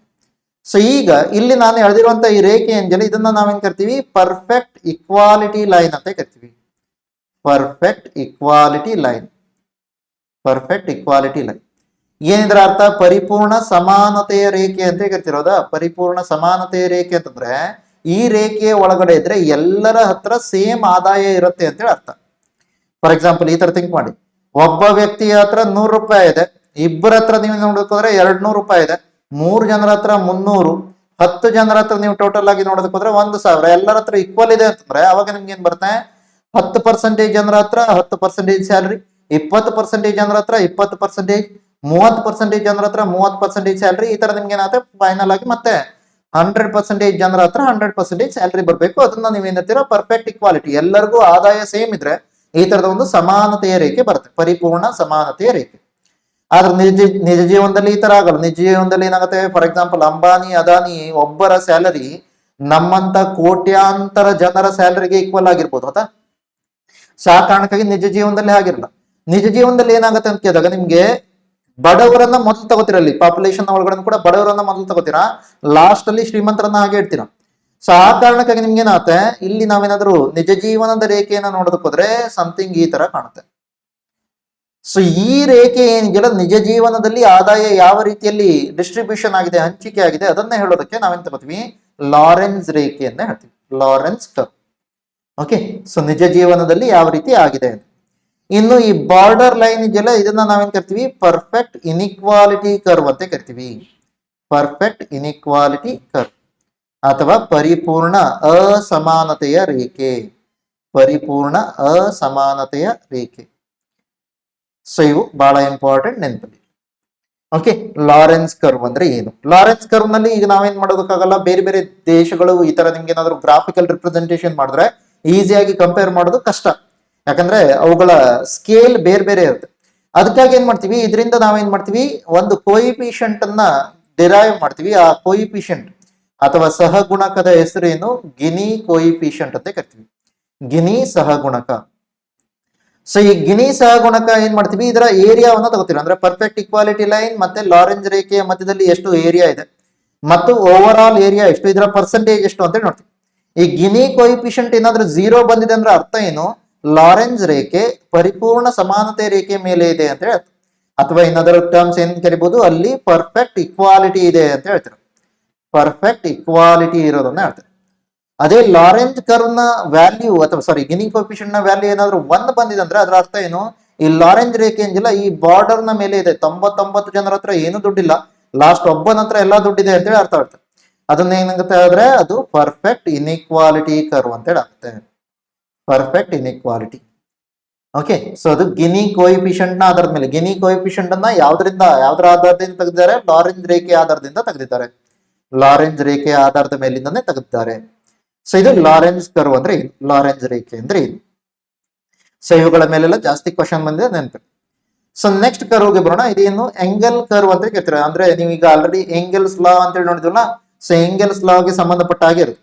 ಅಂದ್ರೆ ನಿಮ್ಮ ಆದಾಯದ ಆಧಾರದ ಮೇಲೆ, ಸೊ ನೀವೇನು ಕ್ವಾಂಟಿಟಿ ಆಫ್ ಗೂಡ್ಸ್ ಅನ್ನ ಪರ್ಚೇಸ್ ಮಾಡ್ತಾ ಇದ್ದೀರಾ, ಇದರಲ್ಲಿ ಯಾವ ರೀತಿಯ ಬದಲಾವಣೆ ಆಗುತ್ತೆ ಅಂತ ಹೇಳ್ತಾರೆ. ಸೊ ಇದರಲ್ಲಿ ಯಾವ ರೀತಿಯ ಬದಲಾವಣೆ ಆಗುತ್ತೆ, ನಾರ್ಮಲ್ ಆಗಿ ನೀವೇನಾದ್ರು ಎಂಗಲ್ ಕರ್ವ್ ಅನ್ನ ಹೇಳೋದಕ್ಕೋದ್ರೆ ಈ ತರ ಕಾಣಿಸ್ತಾರ, ಸೊ ಈ ತರ ತೋರಿಸ್ತಾರೆ. ಇದೇನು ಅಂತ ಕೇಳಿದಾಗ ಈ ತರ ಇದ್ದಾಗ ನಿಮ್ಗೆ ನಾರ್ಮಲ್ ಆಗಿ ಏನಾಗುತ್ತೆ, ಇಲ್ಲಿ ಕೆಳಗಡೆ ತೋರಿಸ್ತಾ ಇರೋದು ಇದು ನಾರ್ಮಲ್ ಗೂಡ್ಸ್ಗೆ, ನಾರ್ಮಲ್ ಗೂಡ್ಸ್, ನಾರ್ಮಲ್ ಗೂಡ್ಸ್ಗೆ ಏನಾಗುತ್ತೆ, ನಿಮ್ಗೆ ಸ್ಯಾಲರಿ ಜಾಸ್ತಿ ಆಗ್ತಾ ಹೋದ ಹಾಗೆ ಅವುಗಳನ್ನ ಜಾಸ್ತಿ ಡಿಮ್ಯಾಂಡ್ ಮಾಡ್ತೀವಿ ಅಂತ ಹೇಳ್ತಾರೆ. ಇನ್ನು ಮತ್ತೊಂದನ್ನ ಅಗೇನ್ ಇದರಲ್ಲಿ ನೀವು ಏನ್ ಮಾಡ್ಬೋದು, 2 ಗ್ರಾಫ್ ಅಂತ ಹೇಳಿ ಮಾಡ್ಬೋದು. ಇದು ಬೇರೆ ಲೈನು, ಸೊ ಇದು ಬೇರೆ ಲೈನ್ ಅಂತ ಹೇಳ್ತೀವಿ. ಈ ಲೈನ್ ಏನಾಗುತ್ತೆ, ಇದು ನಿಮ್ಗೆ ಇನ್ಫೀರಿಯರ್ ಗೂಡ್ ಅನ್ನೇ ಹೇಳ್ತಾರೆ, ಇನ್ಫೀರಿಯರ್ ಗೂಡ್ ಅಥವಾ ಕೆಳಮಟ್ಟದ ಸರಕುಗಳು. ಕೆಳಮಟ್ಟದ ಸರಕುಗಳಲ್ಲಿ ಏನಾಗುತ್ತೆ, ಇನ್ಕಮ್ ಜಾಸ್ತಿ ಆದ್ರೆ ಅದರ ಡಿಮ್ಯಾಂಡ್ ಕಡಿಮೆ ಆಗ್ತಾ ಹೋಗುತ್ತೆ, ಅದರ ಡಿಮ್ಯಾಂಡ್ ಕಡಿಮೆ ಆಗ್ತಾ ಹೋಗುತ್ತೆ. ಅದನ್ನ ನಾವೇನಾದ್ರೂ ಎಕ್ಸ್ಪ್ಲೈನ್ ಮಾಡಿದ್ರೆ ಅದನ್ನ ನಾವೇನ್ ಕರಿತೀವಿ, ಎಂಗಲ್ ರೇಖೆ, ಎಂಗಲ್ ಕರ್ವ್ ಅಂತ ಕರಿತೀವಿ, ಎಂಗಲ್ ಕರ್ವ್ ಅಥವಾ ಎಂಗಲ್ ರೇಖೆ. ಸೊ ನೆಕ್ಸ್ಟ್ ಮತ್ತೊಂದು ಕರ್ವ್ಗೆ ಬರೋಣ. ಅದು ಯಾವುದು, ರಾನ್ ಕರ್ವ್ ಅಂತ ಕರಿತೀವಿ, ರಾನ್ ರೇಖೆ. ರಾನ್ ಕರ್ವ್ ಅಂತಂದಾಗ ಇದನ್ನ ಯಾವ್ಯಾವ್ದ್ರ ಮಧ್ಯೆ ಹೇಳ್ತೀವಿ ಅಂತ ಕೇಳಿದಾಗ, ಒಂದು ಎಕಾನಮಿಕ್ ಪರ್ಫಾರ್ಮೆನ್ಸ್, ಎಕಾನಮಿಕ್ ಪರ್ಫಾರ್ಮೆನ್ಸ್, ಅದೇ ರೀತಿಯಲ್ಲಿ ಮತ್ತೊಂದು ಸೈಡ್ ಏನಿದೆ ಗವರ್ಮೆಂಟ್ ಸ್ಪೆಂಡಿಂಗ್ ಅಂತ ತಗೋತೀವಿ, ಗವರ್ಮೆಂಟ್ ಸ್ಪೆಂಡಿಂಗ್. ಸೊ ಇದು ಎರಡರ ಮಧ್ಯದ ರಿಲೇಷನ್ ಹೇಳ್ಬೇಕಾದ್ರೆ ನಾವೇನ್ ಮಾಡ್ತೀವಿ, ರಾನ್ ರೇಖೆಯನ್ನ ಯೂಸ್ ಮಾಡ್ತೀವಿ.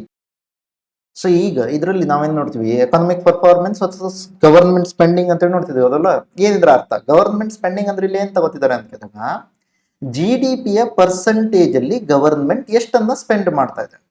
ಈಗ GDP-ಯ ಪರ್ಸೆಂಟೇಜ್ ಅಲ್ಲಿ ಗವರ್ಮೆಂಟ್ ಒಂದಿಷ್ಟನ್ನ ಸ್ಪೆಂಡ್ ಮಾಡ್ತಿದೆ ಅಂತಂದಾಗ, ಈಗ ಗವರ್ಮೆಂಟ್ ಎಷ್ಟು ಎಕ್ಸ್ಪೆಂಡಿಚರ್ ಮಾಡ್ತಿದೆ ಅದರ ಆಧಾರದ ಮೇಲೆ ಏನ್ ನೋಡ್ತಿದ್ರೆ, ಆರ್ಥಿಕವಾಗಿ ಎಷ್ಟು ಬೆಳವಣಿಗೆ ಆಗ್ತಿದೆ, GDP ಗ್ರೋತ್ ರೇಟ್ ಎಷ್ಟಾಗ್ತಿದೆ ಅನ್ನೋದನ್ನ ಚೆಕ್ ಮಾಡ್ತಾ ಇದೆ. ಈಗ ಗವರ್ಮೆಂಟ್ ಸ್ಪೆಂಡಿಂಗ್ ಒಂದಿಷ್ಟು ರೇಂಜ್ಗೆ ಇದ್ದಾಗ, ಫಾರ್ ಎಕ್ಸಾಂಪಲ್ 0 ಇದ್ರೆ ಅವಾಗ ಎಕನಾಮಿಕ್ ಪರ್ಫಾರ್ಮೆನ್ಸ್ ಇರಲ್ಲ, 100% ಗವರ್ಮೆಂಟ್ ಸ್ಪೆಂಡಿಂಗ್ ಇದ್ರೆ ಅವಾಗಲೂ ಕೂಡ ನಿಮ್ಗೆ ಎಕನಾಮಿಕ್ ಪರ್ಫಾರ್ಮೆನ್ಸ್ ಇರಲ್ಲ. ಸೇಮ್ ಲ್ಯಾಪರ್ ಕರ್ವ್ ಕಂಡಾಗೆ ಕಾಣುತ್ತೆ ಇದು ಕೂಡ, ಆದ್ರೆ ನಿಮ್ಗೆ ಏನು ಕಾಣುತ್ತೆ, ಈ ತರ ಕಾಣುತ್ತೆ. ಓಕೆ, ಸೊ ಈ ತರ ನಿಮ್ಗೆ ಕಂಡ್ರೆ ಅದನ್ನ ನಾವು ರಾನ್ ರೇಖೆ ಅಂತ ಕರಿತೀವಿ. ಈ ರಾನ್ ರೇಖೆ ಒಳಗಡೆ ಇಲ್ಲೆಲ್ಲೋ ಒಂದ್ ಕಡೆ ನೀವ್ ಏನ್ ಹೇಳ್ತಿದ್ರ, ಇಷ್ಟು ಗವರ್ಮೆಂಟ್ ಸ್ಪೆಂಡಿಂಗ್ ಇದ್ರೆ ಆವಾಗ ಮ್ಯಾಕ್ಸಿಮಮ್ ಎಕನಾಮಿಕ್ ಪರ್ಫಾರ್ಮೆನ್ಸ್ ಇರುತ್ತೆ ಅಂತ ಹೇಳ್ತೀವಿ.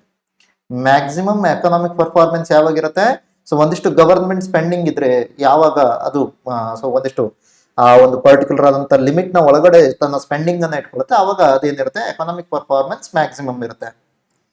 ಮತ್ತೊಂದ್ಸಲ ಹೇಳ್ತೀನಿ ನೋಡ್ರಿ, ಕೆಲವೊಬ್ಬರಿಗೆ ಕನ್ಫ್ಯೂಸ್ ಆಗುವಂತ ಚಾನ್ಸ್ ಇರುತ್ತೆ. ಗವರ್ಮೆಂಟ್ ಸ್ಪೆಂಡಿಂಗ್ ಅಂದ್ರೆ ಏನು?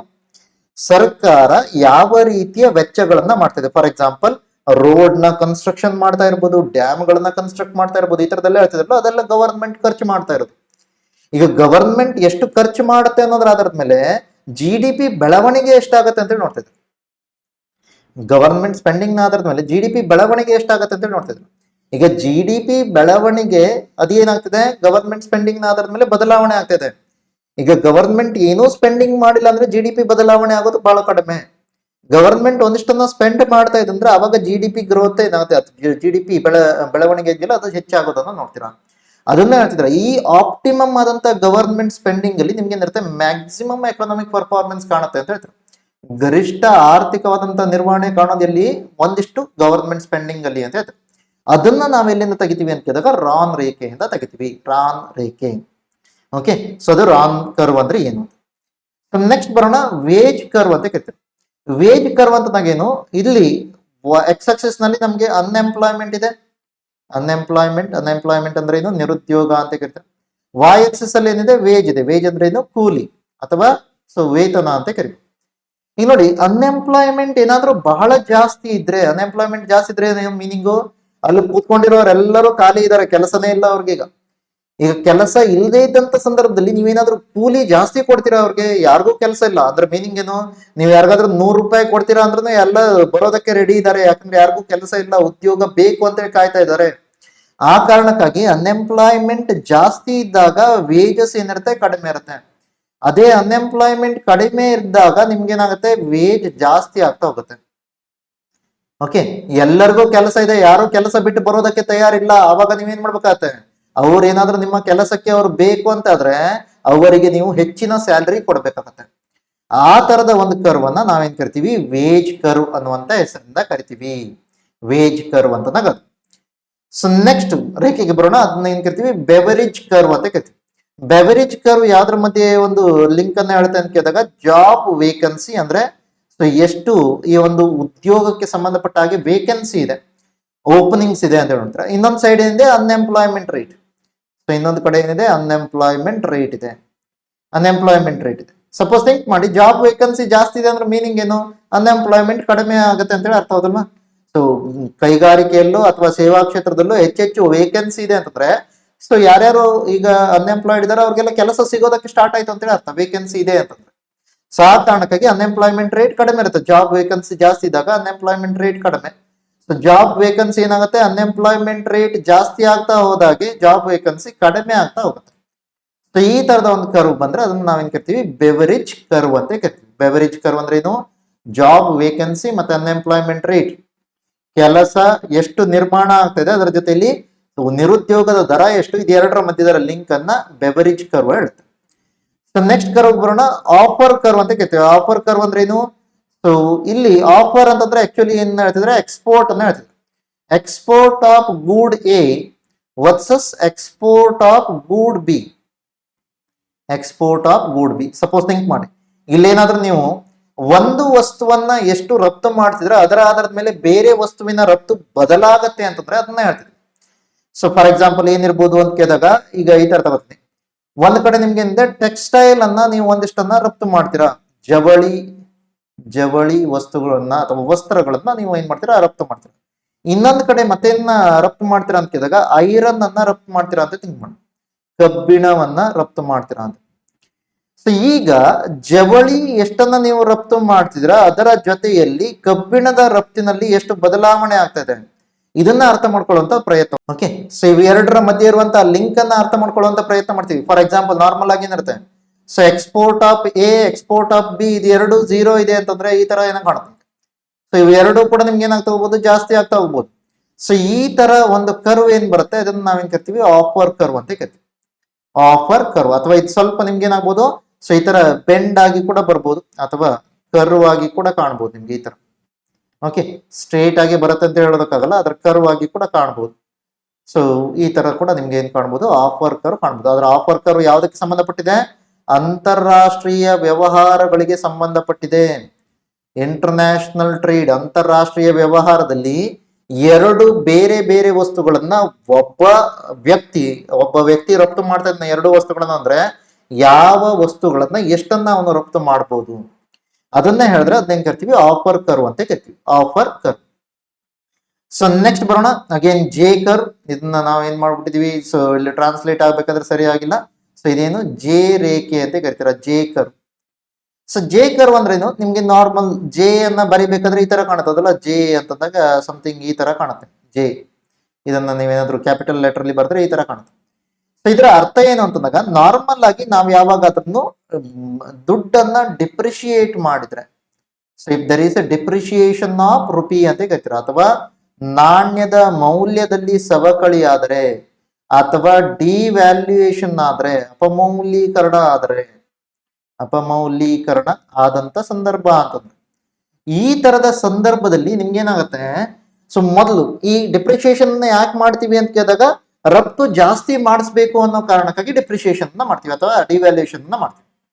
ಆದ್ರೆ ಮೊದಲನೇದಾಗಿ ಡಿಪ್ರಿಸಿಯೇಷನ್ ಮಾಡಿದಾಗ ನಿಮ್ಗೇನಾಗುತ್ತೆ, ಇದೇನಾದ್ರೂ ನಾವು ಝೀರೋ ರೇಖೆ ಅಂತ ತಗೊಂಡ್ರೆ, ಆಲ್ರೆಡಿ ನಮ್ಗೇನಿತ್ತು ಕರೆಂಟ್ ಅಕೌಂಟ್ ಬ್ಯಾಲೆನ್ಸ್ ಕಡಿಮೆ ಇತ್ತು ಅಂತ ಥಿಂಕ್ ಮಾಡೋಣ. ಕರೆಂಟ್ ಅಕೌಂಟ್ ಬ್ಯಾಲೆನ್ಸ್, ಚಾಲ್ತಿ ಖಾತೆಯ ಬ್ಯಾಲೆನ್ಸ್ ಅಂತ ತಗೋತಾರೆ. ಅಗೇನ್ ಇದನ್ನ ಈಗ ನಿಮ್ಗೆ ಏನು ಅಂತೇಳಿ ಗೊತ್ತಾಗಿಲ್ಲ ಅಂದ್ರೆ 10ನೇ ಚಾಪ್ಟರ್ ನ ಡಿಸ್ಕಸ್ ಮಾಡಿದಾಗ ಗೊತ್ತಾಗತ್ತೆ, ಆವಾಗ ನೆನಪಿರ್ಲಿ ಇದು ಟರ್ಮ್ ಅನ್ನ ಇಲ್ಲಿಗೆ ಕನೆಕ್ಟ್ ಮಾಡಿದ್ವಿ ಅಂತ. ಇನ್ನೊಂದೇನಿದೆ, ವೈ ಆಕ್ಸಿಸ್ ನಲ್ಲಿ ಟೈಮ್ ಇದೆ. ಓಕೆ, ಈಗ ಆಲ್ರೆಡಿ ನಮ್ಗೇನಿದೆ ಕರೆಂಟ್ ಅಕೌಂಟ್ ಬ್ಯಾಲೆನ್ಸ್ ಬಹಳ ಕಡಿಮೆ ಇದೆ ಅಂತ ಥಿಂಕ್ ಮಾಡೋಣ, ಡೆಫಿಸಿಟ್ ಅಲ್ಲಿ ಇದೆ. ಈಗ ಇದನ್ನ ಇಂಪ್ರೂವ್ ಮಾಡ್ಬೇಕು ಅಂತ ಹೇಳ್ಕೊಂಡು ನಾವೇನ್ ಮಾಡಿದೀವಿ, ಡಿವ್ಯಾಲ್ಯೂಯೇಷನ್ ಮಾಡಿದೀವಿ ಅಥವಾ ಡಿಪ್ರಿಸಿಯೇಷನ್ ಆಗಿದೆ ಅಂತ. ಆದ್ರೆ ಇದು ಇನಿಷಿಯಲಿ ಇಂಪ್ರೂವ್ ಆಗಲ್ಲ, ಅದರ ಬದಲಾಗಿ ಏನಾಗುತ್ತೆ, ಒಂದ್ಸಲ ಡೆಟೋರಿಯೇಟ್ ಆಗಿ ನಂತರದಲ್ಲಿ ಇಂಪ್ರೂವ್ ಆಗುತ್ತೆ. ಸೊ ಮೊದಲು ಇದೇನಾಗುತ್ತೆ, ಡಿಟೋರಿಯೇಟ್ ಆಗುತ್ತೆ, ಮೊದಲಿನ ಕಂಡೀಷನ್ ಗಿಂತ ಕಡಿಮೆ ಆಗುತ್ತೆ, ನಂತರದಲ್ಲಿ ನಿಧಾನವಾಗಿ ಏನಾಗುತ್ತೆ, ಜಾಸ್ತಿ ಆಗ್ತಾ ಹೋಗುತ್ತೆ. ಸೊ ಇದನ್ನ ನಾವೇನ್ ಕರಿತೀವಿ, ಆಕಾರದಲ್ಲಿ ಜೆ ತರ ಕಾಣುತ್ತೆ ಅನ್ನೋ ಕಾರಣಕ್ಕಾಗಿ ಜೆ ಕರ್ವ್ ಅಂತ ಕರಿತೀವಿ. ಅಥವಾ ಮತ್ತು ಸಿಂಪಲ್ ಆದಂತ ಎಕ್ಸಾಂಪಲ್ ಕೊಡ್ತೀನಿ, ಜೆ ಕರ್ವ್ ಅಂದ್ರೆ ಏನು. ಈಗ ನಾರ್ಮಲ್ ಆಗಿ ನೀವು ಬೈಕ್ ಅನ್ನು ಅಥವಾ ಕಾರ್ ಅನ್ನು ಓಡಿಸ್ತೀರಾ ಅಂತಂದ್ರೆ, ನಾರ್ಮಲ್ ಆಗಿ ಥಿಂಕ್ ಮಾಡಿ, ಕಾರು ನಿಂತ್ಕೊಂಡಿದೆ ಈಗ. ಓಕೆ, ಸೊ ಕಾರನ್ನ ಸ್ಟಾರ್ಟ್ ಮಾಡ್ತೀರಾ ನೀವು, ಸ್ಟಾರ್ಟ್ ಮಾಡಿದ ನಂತರ ಎಕ್ಸಲರೇಟರ್ ಅನ್ನ ಪ್ರೆಸ್ ಮಾಡಿ ಕ್ಲಚ್ ಅನ್ನ ನಿಧಾನವಾಗಿ ಬಿಡ್ತಾ ಇದ್ರ. ಆದ್ರೆ ಈ ತರ ಬಿಡ್ಬೇಕಾದ್ರೆ ನಾರ್ಮಲ್ ಆಗಿ ಏನಾಗುತ್ತೆ, ನಿಂತಿರುವಂತ ಕಾರು ಸ್ವಲ್ಪ ಹಿಂದಕ್ಕೆ ಬಂದು ನಂತರ ಮುಂದಕ್ಕೆ ಹೋಗುತ್ತೆ. ಸೊ ಡೈರೆಕ್ಟ್ ಆಗಿ ಮುಂದಕ್ಕೆ ಹೋಗಲ್ಲ, ಕಂಟಿನ್ಯೂ ಆಗಿ, ಅದ್ರ ಬದಲಾಗಿ ಏನಾಗುತ್ತೆ, ಮೊದಲು ಸ್ವಲ್ಪ ಹಿಂದಕ್ಕೆ ಬರುತ್ತೆ, ನಂತರ ಮುಂದಕ್ಕೆ ಹೋಗುತ್ತೆ. ಸೊ ಆ ತರ ಆಗ್ತಾ ಇರೋದನ್ನು ನಾವು ಈ ಜೆ ಕರ್ವ್ ಅಂತ ಕರಿತೀವಿ, ಜೆ ಎಫೆಕ್ಟ್ ಅಂತ ಕರಿತೀವಿ. ಅಂದ್ರೆ ಮೊದಲೇನಾಗುತ್ತೆ, ಈ current account balance already deficit ಅಲ್ಲಿ ಇರೋದು ಮತ್ತು ಡೆಫಿಸಿಟ್ ಹೋಗುತ್ತೆ, ನಂತರದಲ್ಲಿ ನಿಧಾನವಾಗಿ ಇಂಪ್ರೂವ್ ಆಗ್ತಾವೆ. ಸೊ ಇದನ್ನ ನಾವೇನ್ ಕರಿತೀವಿ, ಜೆ ಕರ್ವ್ ಅನ್ನುವಂತ ಹೆಸರಿಂದ ಕರಿತೀವಿ, ಜೆ ರೇಖೆ. ಸೊ ಇನ್ನು ಮತ್ತೊಂದು ಬರುತ್ತೆ, ಇನ್ ಡಿಫರೆನ್ಸ್ ಕರ್ವ್ ಅಂತ ಕರಿತೀವಿ. ಇನ್ ಡಿಫರೆನ್ಸ್ ಕರ್ವ್ ಅಂದ್ರೆ ಇದನ್ನ ಕನ್ಸ್ಯೂಮರ್ ಪಾಯಿಂಟ್ ಆಫ್ ವ್ಯೂ ನಲ್ಲಿ ನೋಡ್ತಿದ್ರ, ಗ್ರಾಹಕರ ಆಧಾರದ ಮೇಲೆ ಅಥವಾ ಗ್ರಾಹಕನ ತೃಪ್ತಿಯ ಆಧಾರದ ಮೇಲೆ ಅಂತ ಕರಿತೀವಿ, ಸ್ಯಾಟಿಸ್ಫ್ಯಾಕ್ಷನ್. ಸೊ ತೃಪ್ತಿಯ ಆಧಾರದ ಮೇಲೆ, ತೃಪ್ತಿಯ ಮಟ್ಟದ ಆಧಾರದ ಮೇಲೆ ನೋಡ್ತಿದ್ರು. ಈಗ ಇದನ್ನೇನಾದ್ರೂ ನಾವು ನೋಡೋದಕ್ಕೆ ಇಂಡಿಫರೆನ್ಸ್ ಕರ್ವ್ ನಲ್ಲಿ ನಮ್ಗೆ ಏನಾಗುತ್ತೆ ಅಂತ ಕೇಳಿದಾಗ, ನಾರ್ಮಲ್ ಆಗಿ ಇದು ಈ ರೀತಿಯ ಒಂದು ರೇಖೆಗಳನ್ನ ಕೊಡ್ತೀವಿ. ಸೊ ಒಂದ್ ಕಡೆ ಏನಿದೆ, ಗೂಡ್ ಎಕ್ಸ್ ಅನ್ನ ಎಷ್ಟನ್ನ ಪರ್ಚೇಸ್ ಮಾಡ್ತಾರೆ, ಎಕ್ಸ್ ಅನ್ನುವಂತ ಒಂದು ಸರಕನ್ನ ಎಷ್ಟನ್ನ ಪರ್ಚೇಸ್ ಮಾಡ್ತಾರೆ ಅಂತ ನೋಡ್ತೀರಾ. ಇನ್ನೊಂದ್ ಕಡೆ ಏನಿದೆ, ವಾಯ್ ಅನ್ನುವಂತ ಸರಕನ್ನ ಎಷ್ಟನ್ನ ಪರ್ಚೇಸ್ ಮಾಡ್ತಿದ್ರ ಅಂತ ನೋಡ್ತೀವಿ. ಈ ಇಂಡಿಫರೆನ್ಸ್ ಕರ್ವ್ ಏನಿರುತ್ತೆ, ಬೇರೆ ಬೇರೆ ರೇಖೆಗಳನ್ನ ನೀವು ಈ ತರ ಹೇಳ್ಬೋದು, ಅದು ಯಾವುದು ಕೂಡ ಒಂದು ಮತ್ತೊಂದನ್ನ ಸಂಧಿಸಲ್ಲ. ಸೊ ಇಲ್ಲಿ ಮೀನಿಂಗ್ ಏನ್ ಹೇಳ್ತಿದ್ರ ಅಂದ್ರೆ, ನೀವು ಎಕ್ಸ್ ಅನ್ನು ಕೂಡ ಒಂದಿಷ್ಟನ್ನ ಪರ್ಚೇಸ್ ಮಾಡ್ಬೋದು, ವಾಯ್ ಅನ್ನು ಕೂಡ ಒಂದಿಷ್ಟನ್ನ ಪರ್ಚೇಸ್ ಮಾಡ್ಬೋದು. ಈಗ ಇದು ಎರಡನ್ನೂ ನೀವು ಪ್ರಮಾಣದಲ್ಲಿ ಬದಲಾವಣೆ ಮಾಡ್ತಾ ಆದ್ರೂ ಕೂಡ ನಿಮ್ಗೆ ಒಂದೇ ಮಟ್ಟಿನ ತೃಪ್ತಿ ಸಿಗಬೇಕು ಅಂತಂದ್ರೆ ಯಾವ ರೀತಿಯಲ್ಲಿ ಇದನ್ನ ಬದಲಾವಣೆ ಮಾಡ್ಬೋದು ಅಂತ ನೋಡ್ತೀವಿ.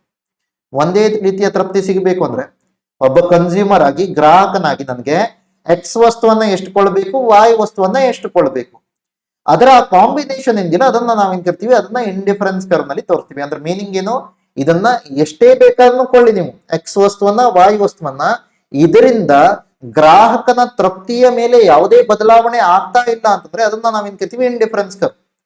ಫಾರ್ ಎಕ್ಸಾಂಪಲ್, ಎಕ್ಸ್ ಅನ್ನ 10 kg ತಗೊಂಡು ವಾಯ್ ಅನ್ನ 12 kg ತಗೊಳ್ಬಹುದು ನೀವು.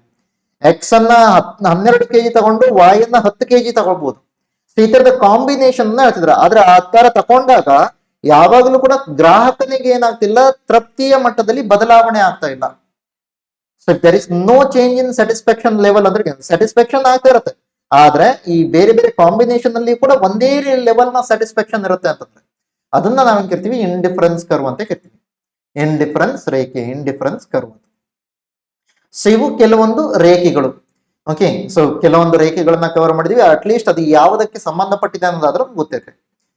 ಇವಿಷ್ಟನ್ನು ನೀವೇನ್ ಮಾಡ್ಬೋದು, ಈ ಒಂದು ಪರ್ಟಿಕ್ಯುಲರ್ ಆದಂತ ಮೈಂಡ್ ಮ್ಯಾಪ್ ನಲ್ಲಿ ನೋಡ್ಬೋದು. ಮೈಂಡ್ ಮ್ಯಾಪ್ ನಲ್ಲಿ ಪೂರ್ತಿ 1ನೇ ಚಾಪ್ಟರ್ ನ ಕವರ್ ಮಾಡಿದ್ವಿ. ಅದರ ರೇಖೆಗಳಲ್ಲಿ ಎಲ್ಲಾ ರೇಖೆಗಳನ್ನ ಇಲ್ಲಿ ಬರೆಯೋದಕ್ಕೆ ಹೋಗಿಲ್ಲ, ಯಾಕಂದ್ರೆ ಸ್ವಲ್ಪ ಕ್ಲಮ್ಸಿ ಆಗುತ್ತೆ ಅನ್ನೋ ಕಾರಣಕ್ಕಾಗಿ ಅದರ ರೇಖೆಗಳನ್ನ ನೀವು ಸ್ವಲ್ಪ ಸಪರೇಟ್ ಆಗಿ ಒಂದು ಮೈಂಡ್ ಮ್ಯಾಪ್ ಅನ್ನ ಮಾಡ್ಕೊಳ್ಳಿ.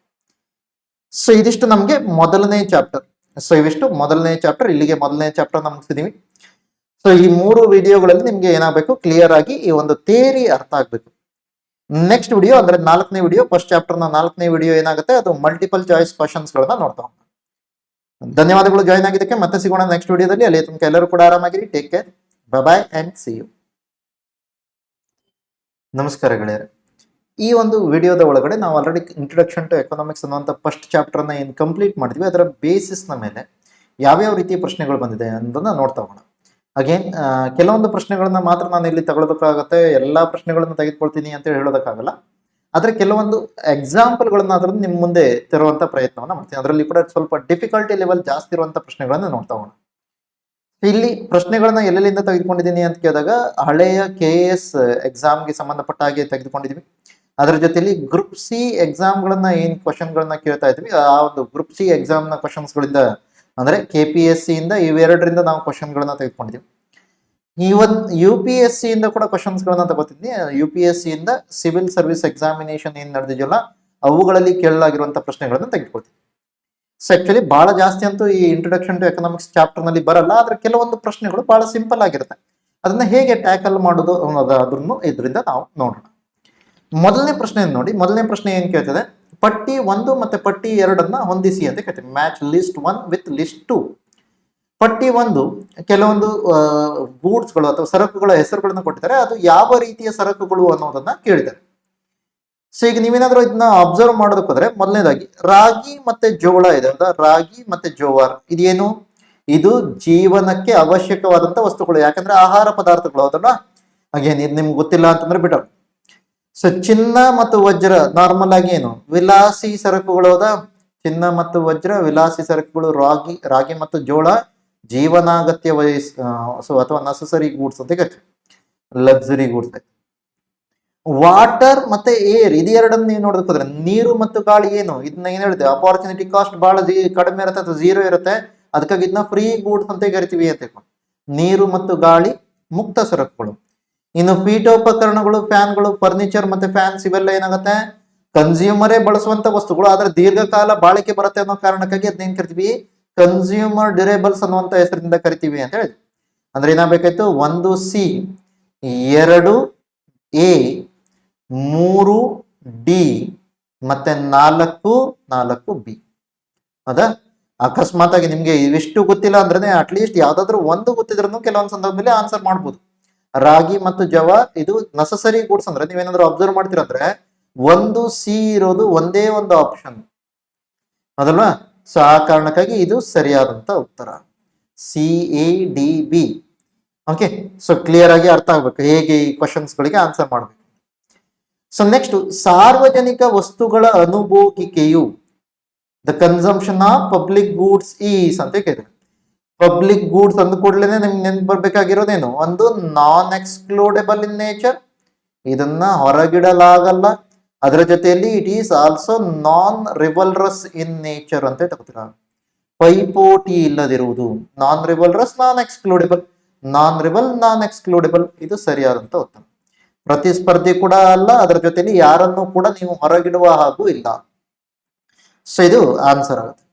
ಸೊ ನೆಕ್ಸ್ಟ್ ಕ್ವಶನ್ ನೋಡಿ, ಕುಜ್ನೆಟ್ ನ ಇನ್ವರ್ಟೆಡ್ ಯು ಹೈಪೋಥೆಸಿಸ್ ಅಂದ್ರೆ ಇದು, ಅಂದ್ರೆ ಕುಜ್ನೆಟ್ ರೇಖೆ ಬಗ್ಗೆ ಕೇಳ್ತಾರೆ. Kuznets inverted U hypothesis, what is Kuznets inverted U hypothesis? So ಇದನ್ನ ನೀವೇನಾದ್ರೂ ನೋಡೋದಕ್ಕೆ ಹೋದ್ರೆ, ಈಗ ಈ ಬೇರೆ ಬೇರೆ ಸ್ಟೇಟ್ಮೆಂಟ್ ಏನ್ ಕೊಟ್ಟಿದ್ರೆ ಇದರಲ್ಲಿ ನಿಮ್ಗೆ ಮೋಸ್ಟ್ ಅಪ್ರಾಪ್ರಿಯೇಟ್ ಆದಂತ ಸ್ಟೇಟ್ಮೆಂಟ್ ಅನ್ನು ನೀವು ಸೆಲೆಕ್ಟ್ ಮಾಡಬೇಕು. ಸೊ ಈಗ ಕುಜ್ನೆಟ್ ನ ರೇಖೆ ಅಂದ್ರೆ ಹಿಂದೆ 2 ಇದೆ ಹೌದಾ. ಒಂದು ಪರಿಸರ ಸಂಬಂಧಪಟ್ಟಿದೆ, ಎನ್ವಿರಾನ್ಮೆಂಟಲ್ ಡ್ಯಾಮೇಜ್ ಅನ್ನ ಹೇಳುತ್ತೆ, ಎನ್ವಿರಾನ್ಮೆಂಟ್. ಸೊ ಇನ್ನೊಂದು ಏನ್ ಹೇಳುತ್ತೆ, ಇನ್ಕಮ್ ಇನ್ಇಕ್ವಾಲಿಟಿ ಅನ್ನ ಹೇಳುತ್ತೆ ಅಥವಾ ಆದಾಯದ ಅಸಮಾನತೆಯನ್ನ ಹೇಳುತ್ತೆ. ಸೊ ಈಗ ಇವ್ರು ಯಾವ್ದ್ರ ಬಗ್ಗೆ ಮಾತಾಡ್ತಿದ್ರೆ ಅಂತ ಕೇಳಿದಾಗ ನೀವು ಆಪ್ಷನ್ ನೋಡಿದ್ಕೊಳ್ಳೆ ಗೊತ್ತಾಗುತ್ತೆ. ಆಪ್ಷನ್ ಅಲ್ಲಿ ಏನಿದೆ, ಒಂದು ಇನ್ಇಕ್ವಾಲಿಟಿಯ ಬಗ್ಗೆ ಕೂಡ ಮಾತಾಡಿದ್ದಾರೆ, ನೀವು ಹೆಚ್ಚು ಆರ್ಥಿಕ ಅಭಿವೃದ್ಧಿ ಹೊಂದಿದಾಗ ಅಸಮಾನತೆ ಹೆಚ್ಚು ಅಂತ ಹೇಳಿದ್ರೆ. ಅದ್ರ ಜೊತೆ ಎಲ್ಲಿಯೂ ಕೂಡ ನಿಮ್ಗೆ ಏನ್ ಮಾಡಿಲ್ಲ, ಪರಿಸರದ ಬಗ್ಗೆ ಮಾತಾಡಿಲ್ಲ. ಆ ಕಾರಣಕ್ಕಾಗಿ ಇದನ್ನ ಬಿಟ್ಬಿಡೋಣ. ಎನ್ವಿರಾನ್ಮೆಂಟ್ ನ ಬಗ್ಗೆ ಮಾತಾಡಿಲ್ಲ, ಆ ಕಾರಣಕ್ಕಾಗಿ ಇದಲ್ಲ. ಇದ್ರ ಬದಲಾಗಿ ಯಾವ್ದನ್ನ ಹೇಳ್ತಿದ್ರೆ ಇನ್ಕಮ್ ಇನ್ಇಕ್ವಾಲಿಟಿ ಕುಸ್ನೆಟ್ ಕರ್ವ್ ನ ಬಗ್ಗೆ ಹೇಳ್ತಾ ಇದ್ರು. ಈಗ ಇನ್ಕಮ್ ಇನ್ಇಕ್ವಾಲಿಟಿ ಕುಸ್ನೆಟ್ ಕರ್ವ್ ನ ಪ್ರಕಾರ ಏನು, ನಾವೇನಾದ್ರೂ ಆ ರೇಖೆಯನ್ನ ಹಾಕಿದ್ರೆ ನಮ್ಗೆ ಏನಾಗುತ್ತೆ, income inequality per capita income increase ಆಗ್ತಾ ಹೋದಾಗೆ ಇನ್ಕಮ್ ಇನ್ಇಕ್ವಾಲಿಟಿ ಏನಾಗುತ್ತೆ, ಇದು ಜಾಸ್ತಿ ಆಗ್ತಾ ಹೋಗುತ್ತೆ. ಸೊ ಒನ್ ಫೈನ್ ಟೈಮ್ ನಿಮ್ಗೆ ಏನಾಗುತ್ತೆ, ಟ್ರಿಕಲ್ ಡೌನ್ ಅಪ್ರೋಚ್ ನ ಮೂಲಕ ಮತ್ತೆ ಅದು ಕಡಿಮೆ ಆಗುತ್ತೆ ಅಂತ ಹೇಳಿ ಥಿಂಕ್ ಮಾಡ್ತಿರೋದಾ. ಇದು ಕುಸ್ನೆಟ್ ರೇಖೆ ಅಂತ. ಸೊ ಈಗ ಮೋಸ್ಟ್ ಅಪ್ರಾಪ್ರಿಯೇಟ್ ಆದಂತ ಆನ್ಸರ್ ನೋಡಿ, ಹೆಚ್ಚು ಆರ್ಥಿಕ ಅಭಿವೃದ್ಧಿ ಸಾಧಿಸಿದಾಗ ಅಸಮಾನತೆ ಹೆಚ್ಚು. ಆರ್ಥಿಕ ಅಭಿವೃದ್ಧಿ ಜಾಸ್ತಿ ಆಗ್ತಾ ಹೋದಾಗ ಮತ್ತೆ ಕಡಿಮೆ ಆಗ್ತಾ ಹೋಗುತ್ತೆ ಅಭಿವೃದ್ಧಿ, ಆ ಕಾರಣಕ್ಕೆ ಅಸಮಾನತೆ ಕಡಿಮೆ ಆಗ್ತಾ ಹೋಗುತ್ತೆ. ಆ ಕಾರಣಕ್ಕಾಗಿ ಅಸಮಾನತೆ ಹೆಚ್ಚು ಅಂತ ಹೇಳೋದಕ್ಕಾಗಲ್ಲ. ಹೆಚ್ಚು ಅಭಿವೃದ್ಧಿ ಆದ್ರೆ ಹೆಚ್ಚು ಅಸಮಾನತೆ ಅಂತ ಹೇಳೋದಕ್ಕಾಗಲ್ಲ, ಯಾಕಂದ್ರೆ ಎಲ್ಲೋ ಒಂದ್ ಕಡೆ ಮತ್ತೆ ಅದು ಕಡಿಮೆ ಆಗ್ತಾ ಹೋಗುತ್ತೆ. ಆ ಕಾರಣಕ್ಕಾಗಿ ಒಂದನೇ ಸ್ಟೇಟ್ಮೆಂಟ್ ಅಂತೂ ಆನ್ಸರ್ ಆಗೋದಕ್ಕೆ ಸಾಧ್ಯ ಇಲ್ಲ. ಯಾವುದೇ ದೇಶದಲ್ಲಿ ಆರ್ಥಿಕತೆಯು ಅಭಿವೃದ್ಧಿ ಹೊಂದಲು ಪ್ರಾರಂಭಿಸಿದಾಗ ಅಸಮಾನತೆ ಹೆಚ್ಚಾಗುತ್ತದೆ. Inequality increases as the economy starts developing in any country ಅಂತ ತಗೊಂಡ್ರು. ಓಕೆ, ಇದು ಒಂದು ಲೆವೆಲ್ಗೆ ನಿಮಗೆ ಕರೆಕ್ಟ್, ಅದನ್ನು ಕೂಡ ಇಟ್ಕೊಳ್ಳಿ. ನೆಕ್ಸ್ಟ್, ಅತ್ಯಂತ ಹಿಂದುಳಿದ ಆರ್ಥಿಕತೆಗಳಲ್ಲಿ ಅಸಮಾನತೆ ಹೆಚ್ಚಾಗಿರುತ್ತದೆ ಅಂತ ಹೇಳ್ತಾರೆ. ಅಂದ್ರೆ ಪರ್ ಕ್ಯಾಪಿಟಲ್ ಇನ್ಕಮ್ ಬಹಳ ಕಡಿಮೆ ಇರುವಂತ ದೇಶಗಳಲ್ಲಿ ಇನ್ಕಮ್ ಇನ್ಇಕ್ವಾಲಿಟಿ ಜಾಸ್ತಿ ಇರುತ್ತಾ ಅಂತ ಕೇಳಿದ್ರೆ ನಿಮ್ಗೆ ಏನಾಗುತ್ತೆ, ಇಲ್ಲ. ಸೊ ಅದು ನಿಮ್ಗೆ ಜಾಸ್ತಿ ಆಗ್ತಾ ಹೋದಾಗೆ ಎಲ್ಲೋ ಒಂದ್ ಕಡೆ ಅಭಿವೃದ್ಧಿ ಹೊಂದಿದ ದೇಶಗಳು ಅಥವಾ ಡೆವಲಪಿಂಗ್ ಕಂಟ್ರೀಸ್ ಇದ್ದಾಗ ಅವಾಗ ನಿಮ್ಗೆ ಏನ್ ಕಾಣುತ್ತೆ, ಅಸಮಾನತೆ ಜಾಸ್ತಿ ಕಾಣುತ್ತೆ. ಆ ಕಾರಣಕ್ಕಾಗಿ ಮೂರನೇ ಸ್ಟೇಟ್ಮೆಂಟ್ಸ್ ಕೂಡ ಆನ್ಸರ್ ಆಗೋದಕ್ಕೆ ಸಾಧ್ಯ ಇಲ್ಲ. Inequality will be high in most under developed ಅಂತ ಹೇಳಿ.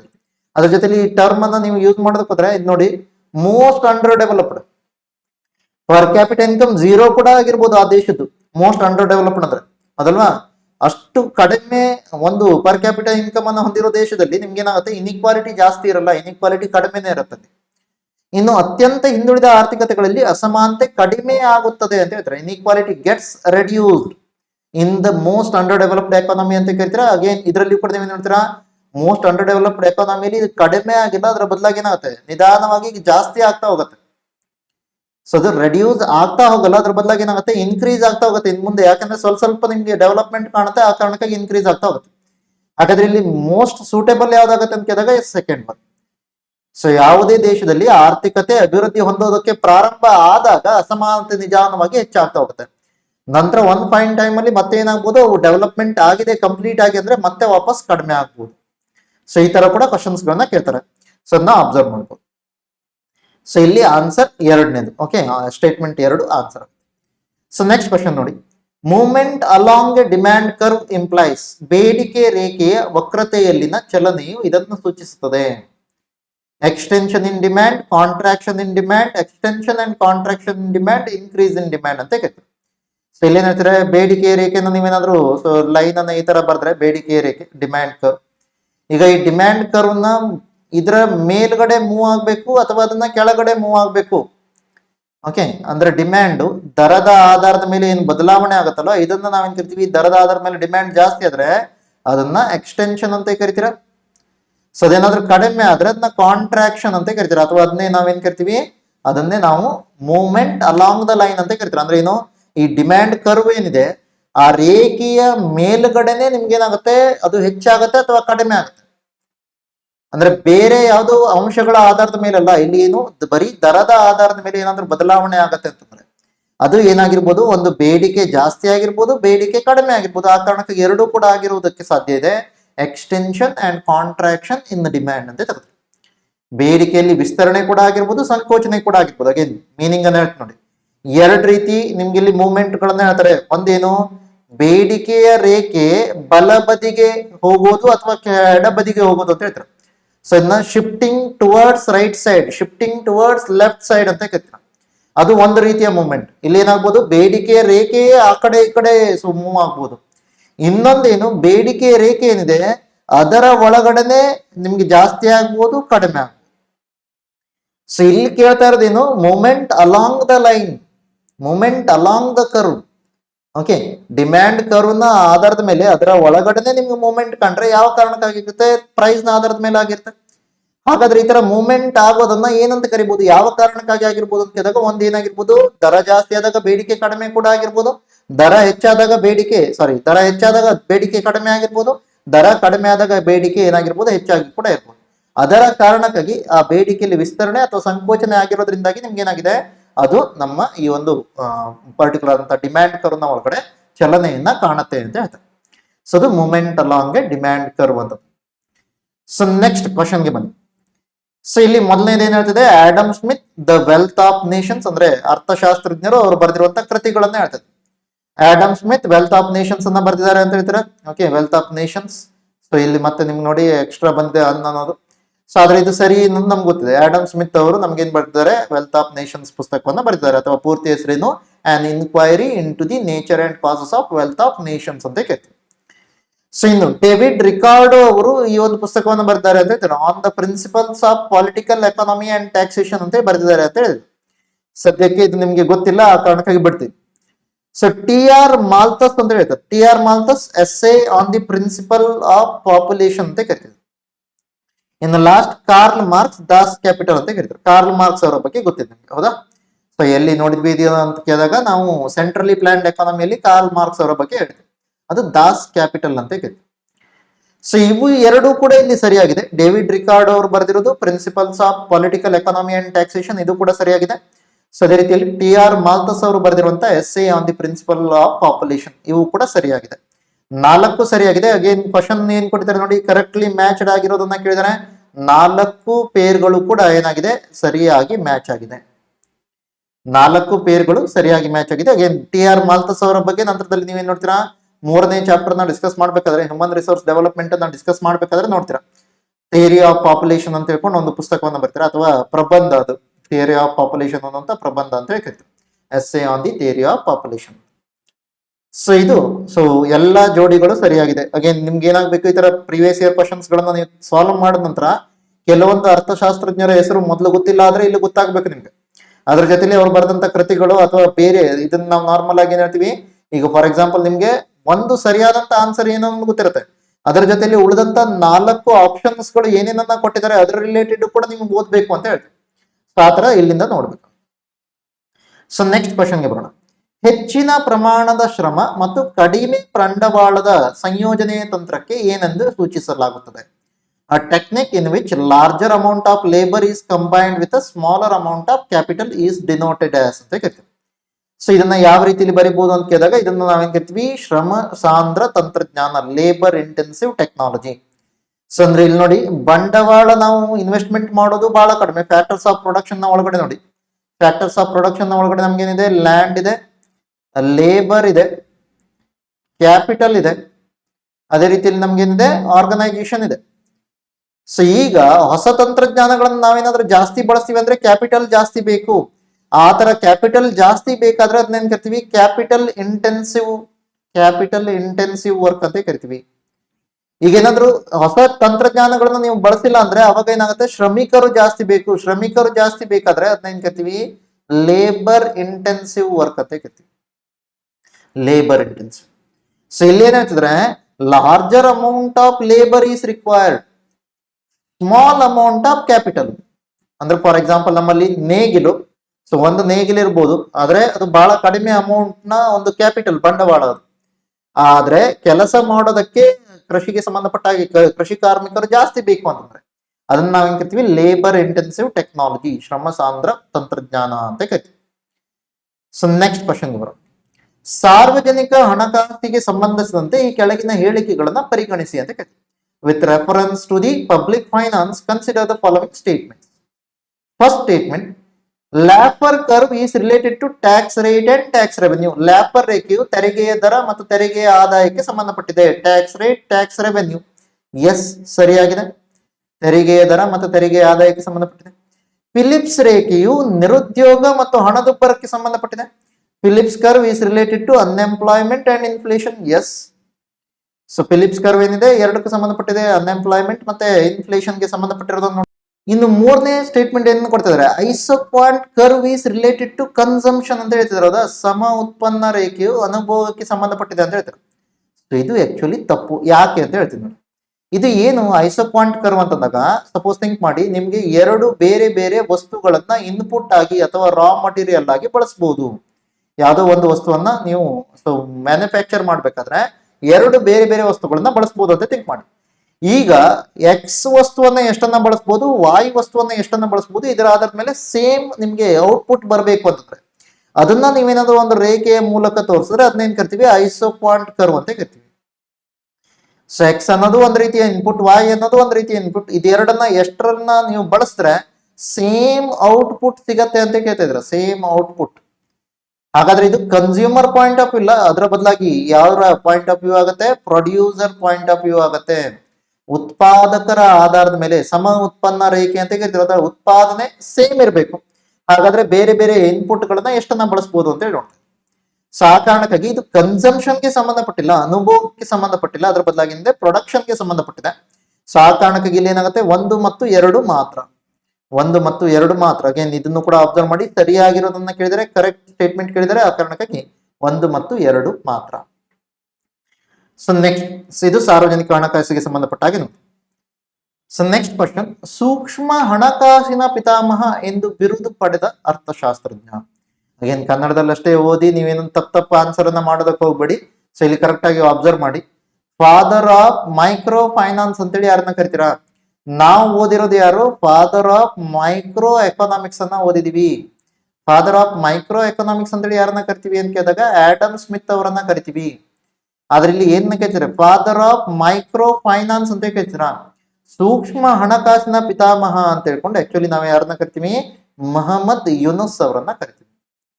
ಮೊಹಮ್ಮದ್ ಯೂನುಸ್ ಅವರನ್ನ ಫಾದರ್ ಆಫ್ ಮೈಕ್ರೋ ಫೈನಾನ್ಸ್ ಅಂತ ಕರಿತೀವಿ, ನೆನಪಿರ್ಲಿ. ಸೊ ನೆಕ್ಸ್ಟ್ ಕ್ವಶನ್ಸ್ಗೆ ಬರೋಣ. ಇವೆಲ್ಲ ಸ್ವಲ್ಪ ಮಟ್ಟಿಗೆ ನಿಮ್ಗೆ ಏನಾಗುತ್ತೆ, ಈಗ ಡಿಫಿಕಲ್ಟಿ ಲೆವೆಲ್ ಜಾಸ್ತಿ ಆಗುತ್ತೆ, ಯಾಕಂದ್ರೆ UPSC ಲೆವೆಲ್ ನ ಕ್ವಶನ್ಸ್ ಗಳು ಬರ್ತಾ ಹೋಗುತ್ತೆ. ಸೊ ಇಲ್ಲಿ ಮೊದಲನೇ ಕ್ವಶನ್ ಏನಿದೆ ನೋಡಿ, UPSC ಲೆವೆಲ್ ಒಂದು. In this market there exist few sellers. ಕೆಲವು ಮಾರಾಟಗಾರರು ಇದ್ದಾರೆ. ಅಗೇನ್ ಕನ್ನಡದಲ್ಲಿ ಯಾಕೆ ಟ್ರಾನ್ಸ್ಲೇಷನ್ ಮಾಡಿಲ್ಲ ಅಂತ ಕೇಳಿದಾಗ UPSC ಅಲ್ಲಿ ನಿಮ್ಗೆ ಕ್ವಶನ್ ಏನಿರುತ್ತೆ ಇಂಗ್ಲಿಷ್ ಮತ್ತೆ ಹಿಂದಿಯಲ್ಲಿ ಇರುತ್ತೆ, ಕನ್ನಡದಲ್ಲಿ ಇರೋಲ್ಲ.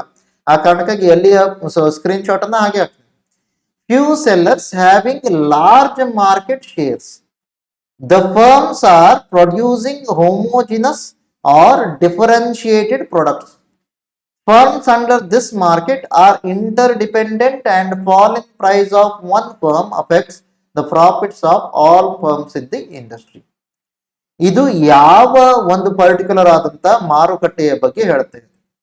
ಇದನ್ನ ನಾನು ನಿಮ್ಗೆ ಹೇಳ್ಬೇಕಾದ್ರೆ ಹೇಳಿದ್ದೆ, ಪೊಲಿ ಅಂತಂದಾಗ ಸೆಲ್ಲರ್ ಅಂತ ಹೇಳಿ ನೋಡ್ಬೇಕು.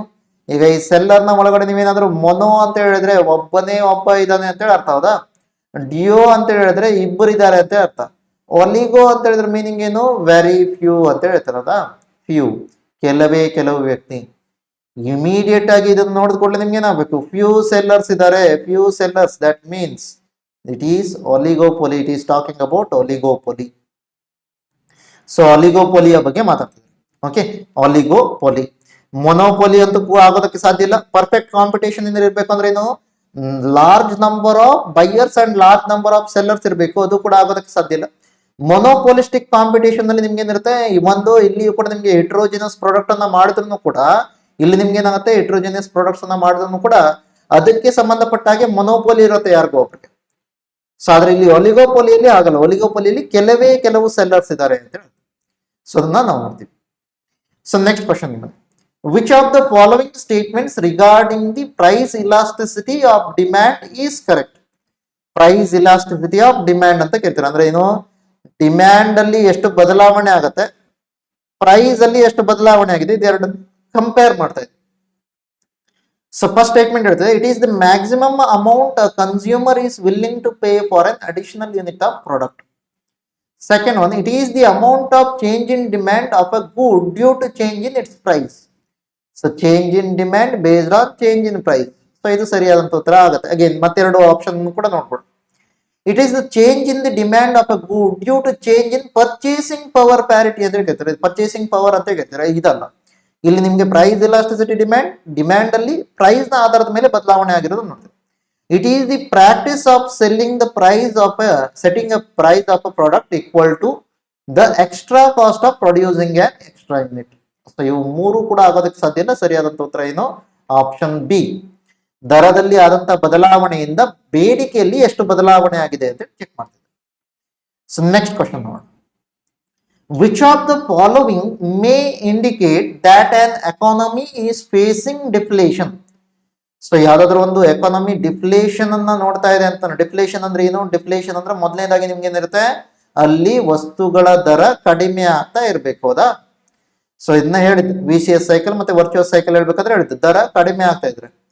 Rice in general price of goods. Rise in general price, ದರ ಹೆಚ್ಚಳ ಆಗೋದನ್ನ ಡಿಫ್ಲೇಷನ್ ಅಂತೇಳಿ ಕರೆಯೋದಕ್ಕಾಗತ್ತಾ? ಇಲ್ಲ. ಸೊ ಒಂದು ರಾಂಗ್ ಅಂದ್ರೆ ಒಂದೊಂದು ಎಲ್ಲೆಲ್ಲಿ ಕರೆಕ್ಟ್ ಆನ್ಸರ್ ಅಂತ ಕೊಟ್ಟಿದ್ದಾರೆ, ಅದು ಎರಡು ರಾಂಗ್ ಆಯ್ತು, ಹೌದಾ? ಈಗ ಇದು ಎರಡು ಆಪ್ಷನ್ ನೋಡ್ಬೇಕು. ಒಂದು fall in the money supply, so ಇದು ಸರಿ ಆಗುತ್ತೆ, ಯಾಕಂದ್ರೆ ಹಣದ ಪೂರೈಕೆ ಕಡಿಮೆ ಆದ್ರೆ ಅದರಿಂದ ನಾವು ಡಿಮ್ಯಾಂಡ್ ಅನ್ನ ಕಡಿಮೆ ಮಾಡ್ತೀವಿ. ಡಿಮ್ಯಾಂಡ್ ಕಡಿಮೆ ಆದ್ರೆ ಏನಾಗುತ್ತೆ, ಅದರ ದರ ಕೂಡ ಕಡಿಮೆ ಆಗುತ್ತೆ. ಇನ್ನೊಂದು fall in the aggregate demand ಅಂತ ಕರೀತಾರೆ. ಅಗ್ರಿಗೇಟ್ ಡಿಮ್ಯಾಂಡ್ ಅಥವಾ ಸೊ ಓವರ್ ಆಲ್ ಡಿಮ್ಯಾಂಡ್ ಅನ್ನ ಕಡಿಮೆ ಮಾಡ್ತಿರೋದನ್ನ ಹೇಳ್ತಾರೆ. ಡಿಮ್ಯಾಂಡ್ ಕಡಿಮೆ ಮಾಡೋದನ್ನು ಕೂಡ ನಿಮ್ಗೆ ಏನಾಗುತ್ತೆ, ಪ್ರೈಸ್ ಕಡಿಮೆ ಆಗುತ್ತೆ. ಇದು ಎರಡು ಕೂಡ ಸರಿ. ಸೊ 2 ಮತ್ತೆ 3 ಸರಿ. ಆಪ್ಷನ್ ಬಿ 2 ಮತ್ತು 3 ಎರಡು ಕೂಡ ಸರಿಯಾಗಿದೆ. 2 and 3. ಸೊ ನೆಕ್ಸ್ಟ್ ಕ್ವಶನ್ ನೋಡೋಣ. The concept of invisible hand in relation to an economy entails which of the following? Invisible hand of market ಅಂತ ಕರಿತೀವಿ. ಅದರ ಇನ್ವಿಸಿಬಲ್ ಹ್ಯಾಂಡ್ ಆಫ್ ಮಾರ್ಕೆಟ್ ಅಂದ್ರೆ ಡಿಮ್ಯಾಂಡ್ ಅಥವಾ ಸೊ ಅದೇ ರೀತಿಯಲ್ಲಿ ಸಪ್ಲೈ ಇದೇನ್ ಮಾಡುತ್ತೆ, ಮಾರ್ಕೆಟ್ ಅನ್ನ ತನ್ನ ತಾನೇ ಕರೆಕ್ಟ್ ಮಾಡ್ಕೊಳುತ್ತೆ. ಸೊ ಇದನ್ನ ಆಪ್ಷನ್ ಎ ಏನ್ ಹೇಳ್ತದೆ, an unobservable market force that helps the demand and supply of goods to reach equilibrium automatically. Option B unregistered firms in the market which destabilise the market equilibrium by their distortive price policies. ಈ ತರದಂತೂ ಎಲ್ಲೂ ಕೇಳಿಲ್ಲ, ಆ ಕಾರಣಕ್ಕಾಗಿ ಇದು wrong. Invisible role of government in controlling the production of goods to maintain the market equilibrium. No. So ಇದು ಕೂಡ government intervention ಬಗ್ಗೆ ನಾವು ಇದರಲ್ಲಿ ನೋಡೋದೇ ಇಲ್ಲ ಇನ್ವಿಸಿಬಲ್ ಹ್ಯಾಂಡ್ಸ್ ನಲ್ಲಿ. Distortions in the demand supply curve in a market due to hoarding and black marketing of goods. No. ಸರಿಯಾದಂತ ಉತ್ತರ ಏನು, ಆಪ್ಷನ್ ಎ. ಏನಾಗುತ್ತೆ, ಮಾರುಕಟ್ಟೆಯ ಶಕ್ತಿಗಳು ಅಂದ್ರೆ ಡಿಮ್ಯಾಂಡ್ ಅಂಡ್ ಸಪ್ಲೈ. ಇದು ತನ್ನನ್ನು ತಾನು ಏನ್ ಮಾಡುತ್ತೆ, ಆ ಇಕ್ವಿಲಿಬ್ರಿಯಂ ಅನ್ನ ಮತ್ತೆ ವಾಪಸ್ ಆಟೋಮ್ಯಾಟಿಕಲಿ ಆ ಇಕ್ವಿಲಿಬ್ರಿಯಂಗೆ ರೀಚ್ ಆಗೋದಕ್ಕೆ ಅಥವಾ ಇಕ್ವಿಲಿಬ್ರಿಯಂ ಪಾಯಿಂಟ್ ಅನ್ನ ಹೊಂದೋದಕ್ಕೆ, ಸ್ಟೆಬಿಲೈಸೇಷನ್ ಮಾಡ್ಕೊಳ್ಳೋದಕ್ಕೆ ಹೆಲ್ಪ್ ಮಾಡುತ್ತೆ ಅಂತ ಹೇಳ್ತೀವಿ. ಅದಕ್ಕಾಗಿ ಅದನ್ನ ಇನ್ವಿಸಿಬಲ್ ಹ್ಯಾಂಡ್ಸ್ ಆಫ್ ಮಾರ್ಕೆಟ್ ಅಂತ ಹೇಳ್ತೀವಿ. Invisible hands of market. So ಗೊತ್ತಿದೆ. ನೆಕ್ಸ್ಟ್ ಕ್ವಶನ್ ಬರೋಣ. Consider the investments in the following assets. So ಈ ಕೆಳಗಿನ ಯಾವ್ಯಾವ ಒಂದು ಪರ್ಟಿಕ್ಯುಲರ್ ಅಂತ ಅಸೆಟ್ಸ್ ಅಲ್ಲಿ ಇನ್ವೆಸ್ಟ್ಮೆಂಟ್ ಮಾಡ್ತಾ ಇದೀವೋ ಅದನ್ನ ಕನ್ಸಿಡರ್ ಮಾಡಿ ಅಂತ ಹೇಳ್ತಾರೆ. ಹಾಗೆ ನೋಡಿದ್ದು UPSC ಪ್ರಿಲಿಮ್ಸ್ 2023 ಅಂದ್ರೆ ರೀಸೆಂಟ್ ಆಗಿ ನಡೆದಿರುವಂತ ಕ್ವಶನ್ ಅಲ್ಲಿ ಕೇಳಿದ್ರು. ಮೊದಲನೇದಾಗಿ ಇಲ್ಲಿ ಏನ್ ಕೇಳ್ತಿದ್ರೆ, ಸೊ 4 ಆಪ್ಷನ್ ಕೊಟ್ಟಿದ್ರೆ, brand recognition, inventory, intellectual property ಮತ್ತೆ ಮೇಲಿಂಗ್ ಲಿಸ್ಟ್ ಆಫ್ ಕ್ಲೈಂಟ್ಸ್ ಅಂತ ಕೇಳ್ತೀವಿ. ಏನ ಕೇಳಿದ್ರೆ question, how many of the above are considered intangible investments. ಈಗ ಏನಿದು ಇಂಟ್ಯಾಂಜಿಬಲ್ ಅಂದ್ರೆ ಮೀನಿಂಗ್ ಏನು? ಇಂಟ್ಯಾಂಜಿಬಲ್ ಅಂತಂದಾಗ ಯಾವುದು ದೃಷ್ಟಿಗೆ ಗೋಚರ ಆಗಲ್ಲ, ಯಾವುದು ಸ್ಪರ್ಶಕ್ಕೆ ನಿಲುಕಲ್ಲ. ಟ್ಯಾಂಜಿಬಲ್ ಅಂದ್ರೆ ಸ್ಪರ್ಶಕ್ಕೆ ನಿಲುಕುವಂಥದ್ದು, ಇಂಟ್ಯಾಂಜಿಬಲ್ ಅಂದ್ರೆ ಸ್ಪರ್ಶಕ್ಕೆ ನಿಲುಕದೇ ಇರುವುದು. ಅಂದ್ರೆ ಇದು ಫಿಸಿಕಲ್ ಫಾರ್ಮ್ ಅಲ್ಲಿ ಇಲ್ಲ, ಇದು ಏನು ಇರಬೇಕು, ಸರ್ವಿಸಸ್ ರೀತಿಯಲ್ಲಿ ಕೆಲಸ ಮಾಡಬೇಕು ಅಂತ ಹೇಳ್ತೀವಿ. For example brand recognition. ಈಗ ನೀವೇನಾದ್ರೂ ಬ್ರ್ಯಾಂಡ್ ಅನ್ನ ಪ್ರಮೋಟ್ ಮಾಡ್ತೀರಾ ಅಂತಂದ್ರೆ, ಅದಕ್ಕಾಗಿ ನೀವು ಒಂದಿಷ್ಟು ಜಾಹೀರಾತುಗಳನ್ನ ಮಾಡ್ತಿದ್ದೀರಾ ಅಂದ್ರೆ ಅದು ಯಾವುದೇ ಕಾರಣಕ್ಕೂ ಏನಾಗಿರುತ್ತೆ, ಇಂಟ್ಯಾಂಜಿಬಲ್ ನೇಚರ್ದಾಗಿರುತ್ತೆ. ಅದರೊಳಗಡೆ ನಿಮ್ಗೆ ಭೌತಿಕ ರೂಪದ ವಸ್ತುಗಳು ಕಾಣಲ್ಲ, ಆ ಕಾರಣಕ್ಕಾಗಿ ಇದೇನಾಗುತ್ತೆ, ಇದು ಇಂಟ್ಯಾಂಜಿಬಲ್. ಯಾವ್ದು ಇಂಟ್ಯಾಂಜಿಬಲ್ ಇನ್ವೆಸ್ಟ್ಮೆಂಟ್ ಅಂತ ಕೇಳ್ತಾರೆ. ಇನ್ವೆಂಟರಿ ಅಂದ್ರೆ ಏನು, ಮಷೀನ್ಸ್ ಗಳನ್ನ ಹೇಳ್ತಾ ಇದ್ರ, ಮಷೀನ್ಸ್ ಗಳನ್ನ ಅಥವಾ ಅದಕ್ಕೆ ಸಂಬಂಧಪಟ್ಟಂತ ರಾ ಮಟೀರಿಯಲ್ಸ್ ಗಳನ್ನ ನೀವೇನ್ ಪರ್ಚೇಸ್ ಮಾಡ್ತಿದ್ರ ಅದನ್ನ ಹೇಳ್ತಿದ್ರ. ಅದನ್ನ ನೀವೇನಾದ್ರೂ ಹೇಳೋದಕ್ಕೋದ್ರೆ ಅದು ಇಂಟ್ಯಾಂಜಿಬಲ್ ಅಲ್ಲ, ಅದ್ರ ಬದಲಾಗಿ ಇನ್ನೊಂದು ಟ್ಯಾಂಜಿಬಲ್, ಯಾಕಂದ್ರೆ ಅದನ್ನ ನೀವು ಮುಟ್ಟಬಹುದು, ಹೌದಲ್ವಾ? ಸೊ ಆ ಕಾರಣಕ್ಕಾಗಿ ಇನ್ವೆಂಟರಿ ಅನ್ನೋದು ಇಂಟ್ಯಾಂಜಿಬಲ್ ಅಲ್ಲ, ಇದು ಟ್ಯಾಂಜಿಬಲ್. ಈಗ ನೀವು ಏನಾದ್ರೂ ಎರಡನ್ನ ಎಲಿಮಿನೇಟ್ ಮಾಡಬಹುದು, ಅಗೇನ್ ಇಲ್ಲಿ ನಿಮ್ಗೆ ಎಲಿಮಿನೇಟ್ ಮಾಡೋದಕ್ಕೆ ಆಗಲ್ಲ. ನೆಕ್ಸ್ಟ್ ಮೂರನೇದು ಬನ್ನಿ, ಇಂಟೆಲೆಕ್ಚುಯಲ್ ಪ್ರಾಪರ್ಟಿ. ಇಂಟೆಲೆಕ್ಚುಯಲ್ ಪ್ರಾಪರ್ಟಿ ಅಂದ್ರೆ ಏನು, ಕಾಪಿ ರೈಟ್, ಪೇಟೆಂಟ್, ಈ ತರದನ್ನ ಹೇಳ್ತಾರೆ. ಅಗೇನ್ ಅದನ್ನು ಕೂಡ ನೀವೇನ್ ಮಾಡೋದಕ್ಕಾಗಲ್ಲ, ಪೇಟೆಂಟ್ ಅನ್ನ ಮುಟ್ಟೋದಕ್ಕಾಗಲ್ಲ, ಹೌದಲ್ವಾ? ಅದೊಂದು ಪೇಟೆಂಟ್ ಅನ್ನೋದು ನಿಮ್ಗೆ ಏನಾಗುತ್ತೆ, ಬೌದ್ಧಿಕ ಆಸ್ತಿ ಹಕ್ಕು ಆಗುತ್ತೆ. ಸೊ ಆ ಕಾರಣಕ್ಕಾಗಿ ಇದು ಕೂಡ ಏನು, ಇಂಟ್ಯಾಂಜಿಬಲ್ ಆಗುತ್ತೆ. ಇನ್ನು ಮತ್ತೊಂದೇನು, ಮೇಲಿಂಗ್ ಲಿಸ್ಟ್ ಆಫ್ ಕ್ಲೈಂಟ್ಸ್. ಅಂದ್ರೆ ಏನು ತಮ್ಮ ಗ್ರಾಹಕರಿದ್ದಾರೋ ಅವರ ಬಗ್ಗೆ ಇರುವಂತಹ ಡಾಟಾಗಳನ್ನ ಏನು ಸ್ಟೋರ್ ಮಾಡ್ಕೊಂಡಿದ್ರಲ್ಲೋ ಅದನ್ನ ಹೇಳ್ತಾರೆ. ಇದು ಕೂಡ ನಿಮ್ಗೆ ಏನಾಗುತ್ತೆ, ಇಂಟ್ಯಾಂಜಿಬಲ್ ಆಗುತ್ತೆ. ಓಕೆ, ಅದನ್ನು ಕೂಡ ನೀವು ಟಚ್ ಮಾಡೋದಕ್ಕಾಗಲ್ಲ, ಆ ಕಾರಣಕ್ಕೆ ನಿಮ್ಗೆ ಏನಾಗುತ್ತೆ, ಅದು ಇಂಟ್ಯಾಂಜಿಬಲ್ ಆಗುತ್ತೆ. ಸೊ ಆ ಕಾರಣಕ್ಕಾಗಿ ಇದೇನು, 3 ಇಂಟ್ಯಾಂಜಿಬಲ್, ಒಂದು ಮಾತ್ರ ಟ್ಯಾಂಜಿಬಲ್. ಹಾಗಾದ್ರೆ ಇಲ್ಲಿ ಏನಾಗುತ್ತೆ, ಎಷ್ಟು ಈ ತರದ್ದು ಅಂತ ಕೇಳಿದ್ರೆ 3 ಮಾತ್ರ, ಓನ್ಲಿ 3. ಸೊ 3 ಮಾತ್ರ ಇಂಟ್ಯಾಂಜಿಬಲ್ ಇನ್ವೆಸ್ಟ್ಮೆಂಟ್ಸ್ ಅಂತೇಳಿ ಯಾವ್ದನ್ನ ಕನ್ಸಿಡರ್ ಮಾಡ್ತೀವಿ ಅಂತಂದ್ರೆ 1, 3, 4, ಅಥವಾ ಅಲ್ಲಿ ನಮ್ಗೆ ಆತರ ಆಪ್ಷನ್ ಕೊಟ್ಟಿಲ್ಲ, ಅದ್ರ ಬದಲಾಗಿ ಎಷ್ಟನ್ನ ಕನ್ಸಿಡರ್ ಮಾಡ್ತೀವಿ ಅಂತ ಕೇಳಿದಾಗ 3ಅನ್ನ ಮಾತ್ರ ಆತರ ಕನ್ಸಿಡರ್ ಮಾಡ್ತೀವಿ ಅಂತ. So next question, consider the following statements. Other things remaining unchanged, market demand for a good might increase if. Other things remaining unchanged, market demand for a good might increase if ಅಂತ ಕೇಳಿ. Statement 1, price of its substitute increases. Price of its substitute increases. Second one, price of its complement increases. Third one, the good is an inferior good and income of a consumer is increasing. Its price falls. In which of the following statement, so the above statements are correct ಅಂತ ಕೇಳಿದ್ರು. So ಈಗ ನೋಡಿ, ಬೇರೆ ಯಾವುದೇ ರೀತಿಯ ಒಂದು ಅಂಶಗಳು ಬದಲಾವಣೆ ಆಗದೆ ಯಾವಾಗ ಒಂದು ಗೂಡ್ಗೆ ಡಿಮ್ಯಾಂಡ್ ಜಾಸ್ತಿ ಆಗ್ಬೋದು ಅಂತ ಕೇಳಿದ್ರು. ಹೌದಾ? ಈಗ ಒಂದನೇ ಸ್ಟೇಟ್ಮೆಂಟ್ ನೋಡಿ, price of its substitute increases. Suppose substitute ಅಂದಾಗ ಏನ್ ತಗೋತೀನಿ, ಟೀ ಮತ್ತೆ ಕಾಫಿ ಅಂತ ತಗೋತೀನಿ. ಸೊ ಈಗ ನಾವೇನಾದ್ರೂ ಕಾಫಿಯ ಬಗ್ಗೆ ಮಾತಾಡ್ತಿದೀವಿ ಅಂತಂದ್ರೆ ಕಾಫಿಯ ಡಿಮ್ಯಾಂಡ್ ಯಾವಾಗ ಜಾಸ್ತಿ ಆಗತ್ತಂತ ಚೆಕ್ ಮಾಡ್ಬೇಕು ನೀವು. ಸಪೋಸ್ ನಿಂಗೆ ಮಾಡಿ, price of its substitute increases, ಟೀಯ ರೇಟ್ ಜಾಸ್ತಿ ಆದ್ರೆ ಟೀಯ ಡಿಮ್ಯಾಂಡ್ ಏನಾಗುತ್ತೆ, ಟೀಯ ಡಿಮ್ಯಾಂಡ್ ಕಡಿಮೆ. ಟೀಗೆ ಡಿಮ್ಯಾಂಡ್ ಕಡಿಮೆ ಆದ್ರೆ ಏನಾಗಬೇಕು, ಕಾಫಿಗೆ ಡಿಮ್ಯಾಂಡ್ ಜಾಸ್ತಿ ಆಗಬೇಕು. ಆ ಕಾರಣಕ್ಕಾಗಿ ಇದರಿಂದ ಏನಾಗುತ್ತೆ, ಸೊ ಇದರಿಂದ ಪ್ರೈಸ್ ಇನ್ಕ್ರೀಸ್ ಆಗುತ್ತೆ. ಒಂದು ಸರಿ ಅಂತ ಹೇಳಿ ಗೊತ್ತಾಯ್ತು. ಹಾಗಾದ್ರೆ ಇದೊಂದು ಆಪ್ಷನ್ ಆಯ್ತು. ಒಂದು ಸರಿ ಇದೆ ಅಂತಂದ್ರೆ ಸೊ ಅದು ಒಂದಿಲ್ಲ ಅದರಲ್ಲಿ, ಆ ಕಾರಣಕ್ಕಾಗಿ ಅದು ಆಪ್ಷನ್ ಆಯ್ತು. ಇನ್ನು ಎರಡನೇ ನೋಡಿ, price of its complement increases. Complement ಗೆ ಎಕ್ಸಾಂಪಲ್ ಏನ್ ತಗೊಂಡ, ಪೆನ್ ಮತ್ತೆ ರಿಫಿಲ್. ಈಗ ಪೆನ್ ನ ಡಿಮ್ಯಾಂಡ್ ಅನ್ನ ಇನ್ಕ್ರೀಸ್ ಮಾಡುತ್ತಾ ಇಲ್ವಾ ಅಂತ ಚೆಕ್ ಮಾಡ್ತಾರೆ. ರಿಫಿಲ್ ನ ರೇಟ್ ಜಾಸ್ತಿ ಆದ್ರೆ ರಿಫಿಲ್ ನ ಡಿಮ್ಯಾಂಡ್ ಕಡಿಮೆ ಆಗುತ್ತೆ. ರಿಫಿಲ್ ಗೆ ಡಿಮ್ಯಾಂಡ್ ಕಡಿಮೆ ಆದ್ರೆ ಆ ಪೆನ್ಗೆ ಕೂಡ ಡಿಮ್ಯಾಂಡ್ ಕಡಿಮೆ ಆಗುತ್ತೆ, ಇನ್ಕ್ರೀಸ್ ಆಗಲ್ಲ. ಆ ಕಾರಣಕ್ಕಾಗಿ ಇದು ತಪ್ಪು. ಒಂದಿರ್ಬೇಕು, ಎರಡು ಇರಬಾರ್ದು. ಓಕೆ, ಇದು ಕೂಡ ಹೋಯ್ತು. ಹಾಗಾದ್ರೆ ಒಂದಿರ್ಬೇಕು ಆದ್ರೆ ಎರಡು ಇರಬಾರ್ದು, ಎರಡು ತಪ್ಪಾಗತ್ತೆ. ಇನ್ನು ಮೂರನೇ, the good is on inferior good and income of the consumer increases. So ಯಾವುದೋ ಒಂದು ವಸ್ತು ಇದೆ, ಆ ವಸ್ತು ಏನಿದೆ ಇನ್ಫೀರಿಯರ್ ಗೂಡ್ ಇದೆ, ಇದರ ಡಿಮ್ಯಾಂಡ್ ಇನ್ಕ್ರೀಸ್ ಆಗತ್ತಾ ಇಲ್ಲ ಚೆಕ್ ಮಾಡ್ಬೇಕು ನಿಮ್ಗ. ಇವ್ರೇನ್ ಹೇಳ್ತಾರೆ, ವ್ಯಕ್ತಿಯ ಆದಾಯ ಹೆಚ್ಚಳ ಆದ್ರೆ ಅವಾಗ ಏನಾಗುತ್ತೆ, ಆಕ್ಚುಲಿ ಇನ್ಫೀರಿಯರ್ ಗೂಡ್ ಆಗಿದ್ರೆ ಅದೇನಾದ್ರೂ ಕೆಳಮಟ್ಟದ ವಸ್ತು ಆಗಿದ್ರೆ ವ್ಯಕ್ತಿ ಆದಾಯ ಜಾಸ್ತಿ ಆದಾಗ ಏನ್ ಮಾಡ್ತಾನೆ ಅವನು, ಅದಕ್ಕೆ ಡಿಮ್ಯಾಂಡ್ ಕಡಿಮೆ ಮಾಡ್ತಾನೆ, ಹೆಚ್ಚು ಮಾಡಲ್ಲ. ಆ ಕಾರಣಕ್ಕಾಗಿ ಇಲ್ಲಿಯೂ ಕೂಡ ನಿಮ್ಗೆ ಡಿಮ್ಯಾಂಡ್ ಜಾಸ್ತಿ ಆಗಲ್ಲ. ಮೂರನೇದು ಕೂಡ ತಪ್ಪು. ಮೂರನೇದು ಕೂಡ ತಪ್ಪು ಅಂದ್ರೆ ಇದು ಕೂಡ ಹೋಯ್ತು, ಎಲಿಮಿನೇಟ್ ಆಯ್ತು. ಇನ್ನು ನಾಲ್ಕನೇದು, ಇಟ್ಸ್ ಪ್ರೈಸ್ ಫಾಲ್ಸ್. ಯಾವಾಗ ಅದರ ದರ ಕಡಿಮೆ ಆಗುತ್ತೋ ಆವಾಗ ಆಬ್ವಿಯಸ್ಲಿ ಏನಾಗುತ್ತೆ, ದರ ಕಡಿಮೆ ಆದ ಕೂಡಲೇ ಅದರ ಡಿಮ್ಯಾಂಡ್ ಜಾಸ್ತಿ ಆಗುತ್ತೆ. ಸರಿಯಾದಂತ ಉತ್ತರ ಏನು, 1 ಮತ್ತು 4 ಮಾತ್ರ. 1 ಮತ್ತು 4 ಮಾತ್ರ. ಸೊ ನೋಡಿ, ಈಗ ಇದ್ರ ಒಳಗಡೆ ನಿಮ್ಗೆ UPSC ಕ್ವಶನ್ ಪೇಪರ್ಗಳು ಬಂದಾಗ ನಿಮ್ಗೆ ಏನಾಗುತ್ತೆ, ಒಂದೇ ಕ್ವಶನ್ ಆದ್ರೆ ನೀವು ಇಲ್ಲಿ 4 ಬೇರೆ ಬೇರೆ ಕಾನ್ಸೆಪ್ಟ್ ಗಳನ್ನ ಇಂಪ್ಲಿಮೆಂಟ್ ಮಾಡ್ಬೇಕು. ಏನೇನ್ ಮಾಡ್ಬೇಕು, ಒಂದು ಲಾ ಆಫ್ ಡಿಮ್ಯಾಂಡ್ ಅನ್ನ ಹಾಕ್ಬೇಕು. ಯಾಕಂದ್ರೆ ಲಾಸ್ಟ್ 4ನೇ ಸ್ಟೇಟ್ಮೆಂಟ್ ಏನಿದೆ ಲಾ ಆಫ್ ಡಿಮ್ಯಾಂಡ್ ನ ಮೇಲೆ ಇದೆ. 3ನೇ ಸ್ಟೇಟ್ಮೆಂಟ್ ಏನಿದೆ ಇನ್ಫೀರಿಯರ್ ಗೂಡ್ ನ ಮೇಲೆ ಇದೆ.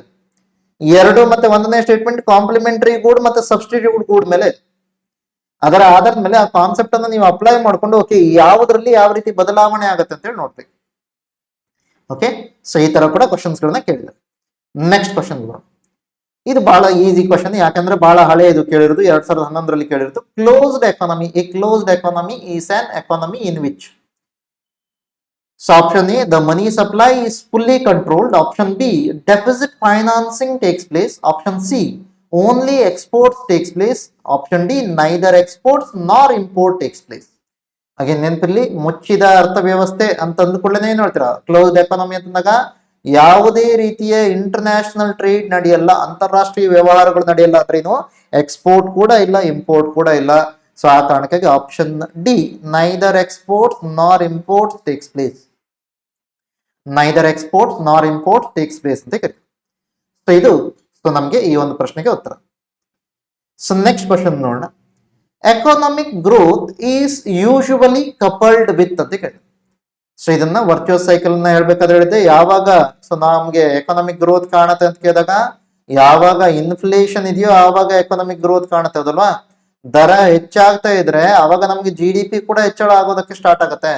ಯಾಕಂದ್ರೆ ದರ ಹೆಚ್ಚಳ ಆದ್ರೆ ಇಂಡಸ್ಟ್ರಿಯಲಿಸ್ಟ್ಗೆ ಪ್ರಾಫಿಟ್ ಆಗುತ್ತೆ, ಇವ್ರಿಗೆ ಪ್ರಾಫಿಟ್ ಆದ್ರೆ ಎಂಪ್ಲಾಯ್ಮೆಂಟ್ ಜಾಸ್ತಿ ಮಾಡ್ತಾರೆ, ಎಂಪ್ಲಾಯ್ಮೆಂಟ್ ಜಾಸ್ತಿ ಇದ್ರೆ ಇನ್ಕಮ್ ಜಾಸ್ತಿ ಆಗುತ್ತೆ ಜನಕ್ಕೆ ಇನ್ಕಮ್ ಜಾಸ್ತಿ ಇದ್ರೆ ಡಿಮ್ಯಾಂಡ್ ಜಾಸ್ತಿ ಮಾಡ್ತಾರೆ, ಮತ್ತೆ ಪ್ರೈಸ್ ಜಾಸ್ತಿ ಆಗುತ್ತೆ. ಈ ಇನ್ಕಮ್ ಜಾಸ್ತಿ ಆಗ್ತಾ ಹೋಗಿರೋದ್ರಿಂದಾಗಿ ಇಂಡಿವಿಜುವಲ್ ಮೆಂಬರ್ಸ್ ಇನ್ಕಮ್ ಜಾಸ್ತಿ ಆಗ್ತಿರೋದ್ರಿಂದಾಗಿ ಎಲ್ಲ ಲಾಸ್ಟ್ ಕೂಡಿಸಿದ್ರೆ ನಿಮ್ಗೆ ಎಲ್ಲಿ ಬರುತ್ತೆ, ಮತ್ತೆ GDP ಬರುತ್ತೆ. GDPಯಲ್ಲಿ ಕೂಡ ರಾಷ್ಟ್ರದ ಆದಾಯ ಕೂಡ ಹೆಚ್ಚಳ ಆಗೋದನ್ನು ನೋಡ್ತೀರಿ. ಸೊ ಈ ತರದೆಲ್ಲ ಪ್ರಶ್ನೆಗಳನ್ನು ಕೂಡ ಕೇಳಿದ್ದಾರೆ.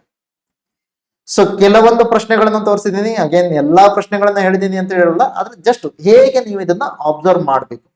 ಹಳೆ ಕ್ವಶನ್ ಪೇಪರ್ಗಳನ್ನ ಬಿಡಿಸೋದು ಬಹಳ ಇಂಪಾರ್ಟೆಂಟ್ ನಿಮ್ಗೆ. ಸೊ ಮೊದಲನೇ ಚಾಪ್ಟರ್ ನಲ್ಲಿ ಈ ತರ ಎಲ್ಲ ಪ್ರಶ್ನೆಗಳನ್ನ ಕೇಳಿದ್ದಾರೆ. ಸೊ ಇವೆಲ್ಲ ಕಾನ್ಸೆಪ್ಟ್ಗಳನ್ನ ನೀವು ಇಂಪ್ಲಿಮೆಂಟ್ ಮಾಡಬೇಕು. ಓಕೆ, ಸೊ ಕೆಲವೊಂದು ಪ್ರಶ್ನೆಗಳನ್ನ ಹೇಳಿದ್ದೀನಿ, ಉಳಿದದನ್ನು ನೀವು ಹಳೆಯ ಕ್ವಶನ್ ಪೇಪರ್ಗಳನ್ನ ನೋಡ್ಬೇಕು. Okay, thank you. ನೆಕ್ಸ್ಟ್ ವಿಡಿಯೋದಲ್ಲಿ ಸಿಗೋಣ. ಅಲ್ಲಿ ತನಕ ಎಲ್ಲರೂ ಕೂಡ ಆರಾಮಾಗಿರಿ. Take care, bye and see you. ನಮಸ್ಕಾರ ಗೆಳೆಯರೆ, ವೆಲ್ಕಮ್ ಟು PM's ಕ್ಲಾಸಸ್. ಈ ಒಂದು ವಿಡಿಯೋದ ಒಳಗಡೆ ನಾವು ಫಸ್ಟ್ ಚಾಪ್ಟರ್ ಏನ ಇಂಟ್ರೊಡಕ್ಷನ್ ಟು ಎಕನಾಮಿಕ್ಸ್ ಅನ್ನು ನೋಡ್ತೀವಿ. ಅದರ ಮೇಲೆ ಯಾವ ರೀತಿಯ ಮುಖ್ಯ ಪರೀಕ್ಷೆಯ ಪ್ರಶ್ನೆಗಳು, ಮೇನ್ಸ್ ಕ್ವಶನ್ಸ್ಗಳನ್ನ ಕೇಳಿದ್ದಾರೆ, ಅದರ ಮೇಲೆ ಏನೇನು ಪಾಯಿಂಟ್ಸ್ಗಳನ್ನ ಅಟ್ಲೀಸ್ಟ್ ನಾವು ಜನರೇಟ್ ಮಾಡ್ಬೋದು ಅನ್ನುವಂಥ ಒಂದು ಉದಾಹರಣೆಯನ್ನು ನಾವು ಇಲ್ಲಿ ನೋಡ್ತಾ ಹೋಗೋಣ. ಅಗೇನ್ ಇದಕ್ಕೆ ನಾನು KPSC ಮೇನ್ಸ್ನ ಕ್ವಶನ್ ಪೇಪರ್ಸ್, ಅದೇ ರೀತಿಯಲ್ಲಿ UPSC ಮೇನ್ಸ್ನ ಕ್ವಶನ್ ಪೇಪರ್ಗಳನ್ನು ನೋಡ್ತಾ ಹೋಗ್ತೀನಿ. ಹೆಚ್ಚಾಗಿ ನಮಗೆ ಇಂಟ್ರೊಡಕ್ಷನ್ ಟು ಎಕನಾಮಿಕ್ಸ್ ಒಳಗಡೆ ಡಿಸ್ಕ್ರಿಪ್ಟಿವ್ ಕ್ವಶನ್ಸ್ ಅಂತೇಳಿ ಕೇಳಿದಾಗ ಯಾವುದ್ರ ಮೇಲೆ ಕೇಳಿದಾರೆ ಅಂತ ಕೇಳಿದಾಗ ಕ್ಯಾಪಿಟಲಿಸಮ್ನ ಬಗ್ಗೆ ಕೇಳಿದ್ದಾರೆ. ಬಂಡವಾಳಶಾಹಿತ್ವ ಅಥವಾ ಮಾರ್ಕೆಟ್ ಎಕಾನಮಿಗೆ ಸಂಬಂಧಪಟ್ಟ ಹಾಗೆ ಚರ್ಚೆಯನ್ನ ಮಾಡ್ತೀವಿ. ಸೊ ಮೊದಲನೇ ಪ್ರಶ್ನೆ ನೋಡಿ, ಇದು KS ಅಲ್ಲಿ ಕೇಳಿರೋದು. What is market economy? Discuss the social consequences of market economy. So ಇದನ್ನ ಕ್ಲಾಸ್ ಮಾಡಬೇಕಾದ್ರೂ ಕೂಡ ಹೇಳಿದೆ, ಮಾರ್ಕೆಟ್ ಎಕಾನಮಿಗೆ ಸಂಬಂಧಪಟ್ಟ ಹಾಗೆ ಏನಾದರೂ ಸೋಷಿಯಲ್ ಕಾನ್ಸಿಕ್ವೆನ್ಸಸ್ ಇದೆ ಅದನ್ನ ಡಿಸ್ಕಸ್ ಮಾಡೋದಕ್ಕೆ ಹೇಳಿದೆ. ಮಾರುಕಟ್ಟೆ ಅರ್ಥವ್ಯವಸ್ಥೆ ಎಂದರೆ ಇದು. ಮಾರುಕಟ್ಟೆ ಆರ್ಥಿಕತೆಯ ಸಾಮಾಜಿಕ ಪರಿಣಾಮಗಳ ಬಗ್ಗೆ ಚರ್ಚಿಸಿ ಅಂತ ಹೇಳಿದೆ. ಅಗೇನ್ ಸೊ ಮೊದಲನೇ ಬಾರಿಗೆ ಇನ್ನು ಆನ್ಸರ್ ಬರೆಯೋದು ಹೇಗೆ ಅನ್ನೋದು ಯಾರಿಗೆ ಗೊತ್ತಿಲ್ಲೋ ಅಂಥವ್ರಿಗೋಸ್ಕರ ಸ್ವಲ್ಪ ಮಟ್ಟಿಗೆ ಆನ್ಸರ್ ಹೇಗಿರಬೇಕು ಅನ್ನುವಂಥ ಒಂದು ಪರಿಕಲ್ಪನೆಯನ್ನ ಕೊಡ್ತಾ ಹೋಗ್ತೀನಿ. ಸೊ ಆನ್ಸರ್ನಲ್ಲಿ ನಿಮಗೆ ನಾರ್ಮಲ್ ಆಗಿ 3 ಪಾರ್ಟ್ ಇದೆ, ಹೌದಾ? ಇಂಟ್ರೊಡಕ್ಷನ್ ಅಂತ ಕರಿತೀವಿ, ಇಂಟ್ರೊಡಕ್ಷನ್ ಅಥವಾ PTK ಅನ್ನುವಂಥ ಹೆಸರಿನಿಂದ ಕರಿತೀವಿ. Second one will the body of answer. Body ಅಂತಂದಾಗ ಅದನ್ನ ವಿಷಯ ಅಂತ ಕರಿತೀವಿ. So and third one is conclusion ಅಂತ ಕರಿತೀವಿ, ಅಥವಾ ಉಪಸಂಹಾರ ಅನ್ನುವಂಥ ಹೆಸರಿಂದ ಕರಿತೀವಿ, ಉಪಸಂಹಾರ. ಸೊ ಇದು 3 ಇರುತ್ತೆ. ಸೊ ಈಗ ಇಂಟ್ರೊಡಕ್ಷನ್ ಅಥವಾ PTK ಅಂತಂದಾಗ ಏನು, ಇದು ನಮಗೆ ಜನರಲ್ ಆದಂಥ ಒಂದು ಸ್ಟೇಟ್ಮೆಂಟ್. ಇಲ್ಲಿಂದ ನಾವೇನಾದರೂ ಇದನ್ನ ಈ ಥರ ತಗೊಂಡ್ರೆ, ಸೊ ಜನರಲ್ ಆದಂಥ ಸ್ಟೇಟ್ಮೆಂಟ್, ಅಲ್ಲಿಂದ ನಿಮ್ಗೆ ಏನಾಗುತ್ತೆ ಕ್ವಶನ್ ಸ್ಪೆಸಿಫಿಕ್ಗೆ ಅದನ್ನ ನೆಕ್ಸ್ಟ್ ಡೈವರ್ಟ್ ಮಾಡ್ತಾ ಇದೆ. ಸೊ ಕ್ವಶನ್ ಸ್ಪೆಸಿಫಿಕ್ ಆಗಿ ಏನು ಡಿಮ್ಯಾಂಡ್ ಮಾಡ್ತಿದೆ ಅದನ್ನ ಹೇಳ್ತದೆ. ನೆಕ್ಸ್ಟ್ ಮತ್ತೆ ವಿಷಯ ಅಂತಂದಾಗ ಪೂರ್ತಿ ಕ್ವಶನ್ ಏನು ಸ್ಪೆಸಿಫಿಕ್ ಆಗಿ ಕೇಳುತ್ತೋ, ಡಿಮ್ಯಾಂಡ್ ಮಾಡ್ತಾ ಇದೆಯೋ ಅದನ್ನ ಮಾತ್ರ ಮಾತಾಡುತ್ತೆ. ಉಪಸಂಹಾರ ಅಂತಂದಾಗ ಮತ್ತೆ ಇದನ್ನ ಏನ್ ಮಾಡ್ತೀರಾ, ಜನರಲ್ ಆದಂತ ಒಂದು ಕಾಂಟೆಕ್ಸ್ಟ್ಗೆ ಕನೆಕ್ಟ್ ಮಾಡುವಂತ ಪ್ರಯತ್ನವನ್ನ ಮಾಡ್ತೀವಿ. ಸೊ ಇದನ್ನ ನೀವೇನ್ ಮಾಡ್ಬೋದು, ಹವರ್ ಗ್ಲಾಸ್ ಮಾಡೆಲ್ ಅಂತ ಕರಿಬಹುದು. ಸೊ ಈ ತರ ನಿಮ್ಗೆ ಕಾಣುತ್ತೆ. ಹಾಗಾದ್ರೆ ಈ ಇಂಟ್ರೊಡಕ್ಷನ್ ಎಷ್ಟಿರ್ಬೇಕು ಅಂತ ಕೇಳಿದಾಗ ವರ್ಡ್ ಲಿಮಿಟ್ ನ ಒಳಗಡೆ 10% ನಷ್ಟು ವರ್ಡ್ಸ್, ಓಕೆ, ನಿಯರ್ಲಿ 10% ನಷ್ಟು ವರ್ಡ್ ಏನಿಲ್ಲ ಅದು ಇಂಟ್ರೊಡಕ್ಷನ್ ಅಥವಾ PTKಗೆ ಇರಬೇಕು. 80% ಆಫ್ ದಿ ವರ್ಡ್ಸ್ ಏನಿರಬೇಕು ಅದು ಕ್ವಶನ್ ಸ್ಪೆಸಿಫಿಕ್ ಆಗಿ ಡಿಸ್ಕಸ್ ಮಾಡ್ತಾ ಇರಬೇಕು. ಅಂದ್ರೆ ಮೀನಿಂಗ್ ಏನು, body, so body of the question ಅಥವಾ ಕ್ವಶನ್ ನ ಡಿಮ್ಯಾಂಡ್ ಇದೆ ಅದನ್ನ ಮಾತ್ರ ಸ್ಪೆಸಿಫಿಕ್ ಆಗಿ ಹೇಳ್ತಾ ಹೋಗ್ಬೇಕು. ಇನ್ನು ಕನ್ಕ್ಲೂಷನ್ ಅಥವಾ ಉಪಸಂಹಾರ ಅಂತಂದಾಗ remaining 10% can be use for conclusion ಅಂತ ಕರಿತೀವಿ. ಸೊ ಈಗ ಇದರೊಳಗಡೆನೂ ಕೂಡ ನಾವೇನಾದ್ರೂ ನೋಡೋದಕ್ಕೆ ಹಾಗಾದ್ರೆ PTK ಅಥವಾ ಇಂಟ್ರೊಡಕ್ಷನ್ ನಲ್ಲಿ ಏನೇನನ್ನ ಬರೀಬಹುದು. So you can give some quotes. ಆದ್ರೆ ಕೋಟ್ ಏನಿರಬೇಕು ಅದನ್ನು ನಿಮ್ಮ ಒಂದು ಪರ್ಟಿಕ್ಯುಲರ್ ಸೆಂಟೆನ್ಸ್ ನ ಒಳಗಡೆ ಆ ಕೋಟ್ ಅನ್ನು ತರಬೇಕು. ಸುಮ್ಮನೆ ಕೋಟ್ ಅನ್ನ ಬರೆದಿಡೋದಲ್ಲ, ಅದಕ್ಕೆ ಮತ್ತೆ ಈ ಒಂದು ಪರ್ಟಿಕ್ಯುಲರ್ ಆದಂತ ಕಾಂಟೆಕ್ಸ್ಟ್ ಗೆ ಯಾವ ಲಿಂಕ್ ಇದೆ ಅನ್ನೋದನ್ನ ತಿಳಿಸಬೇಕಾಗುತ್ತೆ. ಅದರ ಜೊತೆಯಲ್ಲಿ you can also write some general statements. So general statements which is related to this particular question. And you can also give some facts. So facts ಅನ್ನ ಅಥವಾ ವಿಷಯಗಳನ್ನ, ಕೆಲವೊಂದು ಈ ತರದ್ದು ಏನಾದ್ರು ನಡೆದಿದೆ ಅಂತಂದ್ರೆ ಅದನ್ನ ಕೊಡಬಹುದು. ಅಥವಾ ಇದು ಯಾಕೆ ಮಹತ್ವದ್ದು ಈ ತರದ್ದು ಏನಾದ್ರು ಕೊಡ್ಬೋದು. ಇಂಪಾರ್ಟೆನ್ಸ್ ಏನು, ಫಾರ್ ಎಕ್ಸಾಂಪಲ್ ಏನಾದ್ರು ಚರ್ಚೆ ಮಾಡ್ತಿದ್ರೆ ಅದರ ಇಂಪಾರ್ಟೆನ್ಸ್ ಅನ್ನ ಹೇಳ್ಬೋದು. ಅಥವಾ ಇವನ್ ಇಂಟ್ರೊಡಕ್ಷನ್ ಒಳಗಡೆ ನೀವೇನ್ ನೋಡ್ಬೋದು, ಡೆಫಿನೇಷನ್ಸ್ ಗಳನ್ನ ಬರೀಬಹುದು. ಡೆಫಿನೇಷನ್ಸ್ ಗಳನ್ನ ಇಂಟ್ರೊಡಕ್ಷನ್ ಒಳಗಡೆ ಬರೀಬಹುದು. ಸೊ ಯಾವ್ದನ್ನ ಬೇಕಾದ್ರೂ ಯೂಸ್ ಮಾಡ್ಬೋದು. ಇದು ಅಗೇನ್ ಇದು ಕ್ರಿಯೇಟಿವ್ ಆದಂತ ವರ್ಕ್. ಆ ಕಾರಣಕ್ಕಾಗಿ ಪ್ರತಿಯೊಬ್ಬರಿಗೂ ಕೂಡ ನಿಮ್ಗೆ ಏನಾದ್ರು ಸೇಮ್ ಆದಂತ ಪಾಯಿಂಟ್ಸ್ ಗಳನ್ನ ನಾನು ಕೊಟ್ಟರು ಕೂಡ ನೀವು ಆನ್ಸರ್ ಬರೆಯೋದು ಬೇರೆ ಬೇರೆ ರೀತಿ ಇರುತ್ತೆ. ಸೊ ಆ ಕಾರಣಕ್ಕಾಗಿ ನೀವು ಎಷ್ಟು ಕ್ರಿಯೇಟಿವ್ ಆಗಿ ಥಿಂಕ್ ಮಾಡ್ತಾ ಹೋಗ್ತೀರೋ ಅಷ್ಟು ನಿಮ್ಗೆ ಏನಾಗುತ್ತೆ, ಓಕೆ ನಾನು ಹೇಗೆ ಇದನ್ನ ಎಕ್ಸ್ಪ್ರೆಸ್ ಮಾಡಬೇಕು ಅನ್ನುವಂತ ಥಾಟ್ ಪ್ರೊಸೆಸ್ ಅನ್ನ ನಡೆಸ್ತಾ ಹೋಗ್ತಾರೆ. ಸೊ ಇನ್ನು ಬಾಡಿ ಅಥವಾ ವಿಷಯ ಅಂತಂದಾಗ ಇದು ಕ್ವಶನ್ ಸ್ಪೆಸಿಫಿಕ್ ಆಗಿ ಏನನ್ನ ಡಿಮ್ಯಾಂಡ್ ಮಾಡ್ತಿದೆ ಅದನ್ನ ಮಾತ್ರ ಬರೀಬೇಕು, ಅದನ್ನ ಬಿಟ್ಟು ಬೇರೆ ಏನೂ ಇಲ್ಲ. ಓಕೆ, ಸೊ ನಿಮ್ಗೆ ಡಿಗ್ರಿಯಲ್ಲಿ ಎಕ್ಸಾಮ್ ಹೇಗೆ ಆನ್ಸರ್ ಬರೀತಿದ್ರಲ್ಲ ಆ ತರ ಎಲ್ಲ ಬರೆಯುವಾಗಿಲ್ಲ. ಕ್ವಶನ್ ಡಿಮ್ಯಾಂಡ್ ಏನಿದೆ, ಈಗ ಫಾರ್ ಎಕ್ಸಾಂಪಲ್ ಇವರು ಸೋಷಿಯಲ್ ಏನ್ ಕೇಳಿದ್ರೆ ಇಂಪ್ಯಾಕ್ಟ್ಸ್ ಅನ್ನ ಕೇಳಿದ್ರೆ, ಸೋಷಿಯಲ್ ಇಂಪ್ಯಾಕ್ಟ್ಸ್ ಅನ್ನ ಮಾತ್ರ ಬರೀಬೇಕು ನೀವು, ಎಕನಾಮಿಕಲ್ ಇಂಪ್ಯಾಕ್ಟ್ಸ್ ಅನ್ನ ಬರೆಯೋದಕ್ಕೆ ಹೋಗ್ಬಾರ್ದು ಇಲ್ಲಿ. ಸೊ ಅದು ನಿಮ್ಗೆ ಬಾಡಿ ಅಥವಾ ವಿಷಯ ಅಂತ. ಇನ್ನು ಕನ್ಕ್ಲೂಷನ್ ಉಪಸಂಹಾರ ಅಂತಂದಾಗ ಇದೇನು ನೀವು ಬರ್ದಿದ್ದೀರೋ ಆಲ್ರೆಡಿ ಅದನ್ನ ನೀವೇನ್ ಮಾಡ್ಬೋದು, so you can sum up, or you can write way forward, or in other terms you can also write some contradictory statements here. Okay, contradictory ಆದಂತ ಏನಾದ್ರೂ ಅನಾಲಿಸಿಸ್ ಅನ್ನ ಅನಾಲಜಿಯನ್ನ ನೀವು ಮಾಡ್ಬೋದು ಅಂದ್ರೆ ಅದನ್ನ ಕೂಡ ಬರಿಬಹುದು ಅಂತ ಹೇಳ್ತಾರೆ. ಏನಿದು ಕಾಂಟ್ರಾಡಿಕ್ಟರಿ ಅಂತಂದ್ರೆ ಸಪೋಸ್ ಥಿಂಕ್ ಮಾಡಿ. ಸೊ ನೀವು ಮೊದ್ಲು ಏನ್ ಮಾಡಿದಿರಾ, ಮಾರ್ಕೆಟ್ ಎಕಾನಮಿ ಒಳ್ಳೆಯದು ಅಂತೇಳಿ ಬರ್ತಿದ್ರೆ ಉಪಸಂಹಾರದಲ್ಲಿ ಇವನ್ನದ್ದು ನಿಮ್ಗೆ ಏನ್ ಹೇಳ್ಬೋದು, however this particular market economy or this market economy system has these kind of disadvantages ಅಂತ ಕೂಡ ನೀವು ಬರೀಬಹುದು. ಸೊ ಆ ತರದನ್ನ ಹೇಳಿ. ಸೊ ಉಪಸಂಹಾರ ಸ್ವಲ್ಪ ನಿಮ್ಗೆ ರೈಟಿಂಗ್ ಫ್ರೀಡಮ್ ಜಾಸ್ತಿ. ಸೊ ಅದ್ರಲ್ಲಿ ನೀವೇನ್ ಮಾಡ್ಬೋದು, ಒಂದು ವೇ ಫಾರ್ವರ್ಡ್ ಅನ್ನ ಬರಿಬಹುದು, ಮುಂದೆ ಏನಾಗತ್ತೆ ಅಂತ ಬರಿಬಹುದು. ನೀವೇನು ಚರ್ಚೆಯನ್ನ ಎಷ್ಟೊತ್ತ ತನಕ ಮಾಡಿದಿರೋ ಅಂದ್ರೆ ಈ ಒಂದು ಬಾಡಿಯ ಒಳಗಡೆ ಮಾಡಿದಿರೋ ಅದನ್ನೆಲ್ಲವನ್ನ ಸಮ್ ಅಪ್ ಮಾಡ್ಬೋದು. ಸೊ ಈ ತರದೆಲ್ಲ ನೀವೇನ್ ನೋಡ್ಬೋದು, ಇದನ್ನ ಒಂದು ಪರ್ಟಿಕ್ಯುಲರ್ ಅಂತ ಕ್ವಶನ್ಗೆ ಆನ್ಸರ್ ಅನ್ನ ಬರಿಬೇಕಾದ್ರೆ ಈ ಮೂರಲ್ಲಿ ಇರುತ್ತೆ ನೋಡಿ. ಕೆಲವೊಂದು ಕ್ವಶನ್ಗಳಲ್ಲಿ ನಿಮ್ಗೆ ಏನಿರುತ್ತೆ, ಕ್ವಶನ್ ನ ಒಳಗಡೆ ಬೇರೆ ಬೇರೆ ಡಿವಿಷನ್ಸ್ ಇರುತ್ತೆ. ಸೊ ಅದು 2 ಅಥವಾ 3 ಬೇರೆ ಬೇರೆ ಸಬ್ ಕ್ವಶನ್ಸ್ ಗಳನ್ನು ಕೂಡ ಹೊಂದಿರಬಹುದು. ಆ ತರ ಸಬ್ ಕ್ವಶನ್ಸ್ ಗಳನ್ನ ಹೊಂದಿದಾಗ ಅದೆಲ್ಲ ನಿಮ್ಗೆ ಎಲ್ಲಿ ಬರುತ್ತೆ, ಆ ತರ ನಿಮ್ ಬೈಫರ್ಕೇಟ್ ಎಲ್ಲಿ ಮಾಡ್ಬೇಕು ಅಂತ ಕೇಳಿದಾಗ ಬಾಡಿಯಲ್ಲಿ ಮಾಡ್ಬೇಕು. ಸೊ ಉತ್ತರದ ವಿಷಯದಲ್ಲಿ ನೀವು ಆ ತರ ಸೊ ಇದನ್ನ ಮಾಡ್ಬೇಕು. ಸೊ ಅದರ ಜೊತೆಯಲ್ಲಿ ನೀವೇನಾದ್ರೂ ಆನ್ಸರ್ ಬರೀತಿದ್ದೀರಾ ಅಂತಂದ್ರೆ ಮೊದಲನೇದಾಗಿ ನಿಮ್ಗೆ ಏನ್ ಗೊತ್ತಿರಬೇಕು, ಸೆಂಟೆನ್ಸ್ ಫಾರ್ಮೇಶನ್ ಅನ್ನ ಮಾಡೋದಕ್ಕೆ ಕ್ಲಿಯರ್ ಆಗಿ ಬರಬೇಕು. ಅಂದ್ರೆ ಗ್ರಾಮ್ಯಾಟಿಕಲ್ ಮಿಸ್ಟೇಕ್ಸ್, ಸಿಲ್ಲಿ ಗ್ರಾಮ್ಯಾಟಿಕಲ್ ಮಿಸ್ಟೇಕ್ಸ್ ಆಗ್ಬಾರ್ದು. ಅದರ ಜೊತೆಯಲ್ಲಿ ಆನ್ಸರ್ ನ ಫ್ಲೋ ಏನಿದೆ ಇದು ನಿಮ್ಗೆ ಏನಿರ್ಬೇಕು, ಚೆನ್ನಾಗಿರ್ಬೇಕು. ಸೊ ಅಥವಾ ಉತ್ತರದ ಹರಿವು ಅಂತ ಹೇಳ್ತಿರೋ flow what is the meaning of flow? So flow ಅಂತಂದಾಗ ಇಲ್ಲಿ ಏನು, one paragraph to another paragraph, that connection. So how these two paragraphs are connected or how these two statements are connected. So ಅಂದ್ರೆ ಒಂದರ ನಂತರದಲ್ಲಿ ಏನು ವಾಕ್ಯಗಳನ್ನ ಬರಿತಾ ಹೋಗ್ತಿರೋ ಆ ವಾಕ್ಯಕ್ಕೆ ಹಿಂದಿನ ವಾಕ್ಯಕ್ಕೆ ಏನೋ ಒಂದು ರೀತಿಯ ಲಿಂಕ್ ಇರಬೇಕು. ಸೊ ಇಲ್ಲಿ ಒಂದನ್ನ ಹೇಳಿ ಅದನ್ನ ಬಿಟ್ಟು ಬೇರೆದನ್ನೇ ಮತ್ತೊಂದ್ ಕಡೆ ಹೇಳೋದಲ್ಲ, ಅದ್ರ ಬದಲಾಗಿ ಏನಿರ್ಬೇಕು, ಆ ಲಿಂಕ್ ಅನ್ನ ಹೇಳ್ತು. ಸೊ ಆ ತರ ಇದ್ರೆ ಅದು 2 ಇದ್ರೆ ಅಂದ್ರೆ ಸೆಂಟೆನ್ಸ್ ಫಾರ್ಮೇಶನ್ ನೀಟಾಗಿ ಮಾಡೋದಕ್ಕಾದ್ರೆ, ಆನ್ಸರ್ ನ ಫ್ಲೋ ಅನ್ನ ನೀವು ಕರೆಕ್ಟ್ ಆಗಿ ಮಾಡೋದಕ್ಕಾದ್ರೆ, ಸೊ ಅದನ್ನ ನಾವು ಒಂದು ಅವರೇಜ್ ಆನ್ಸರ್ ಅಂತ ಹೇಳಿ ತಗೋತೀವಿ. ಓಕೆ, ಇದು 2 ಕರೆಕ್ಟ್ ಆಗಾದ್ರೆ ಅವಾಗ ಅವರೇಜ್ ಆನ್ಸರ್ ಬರುತ್ತೆ.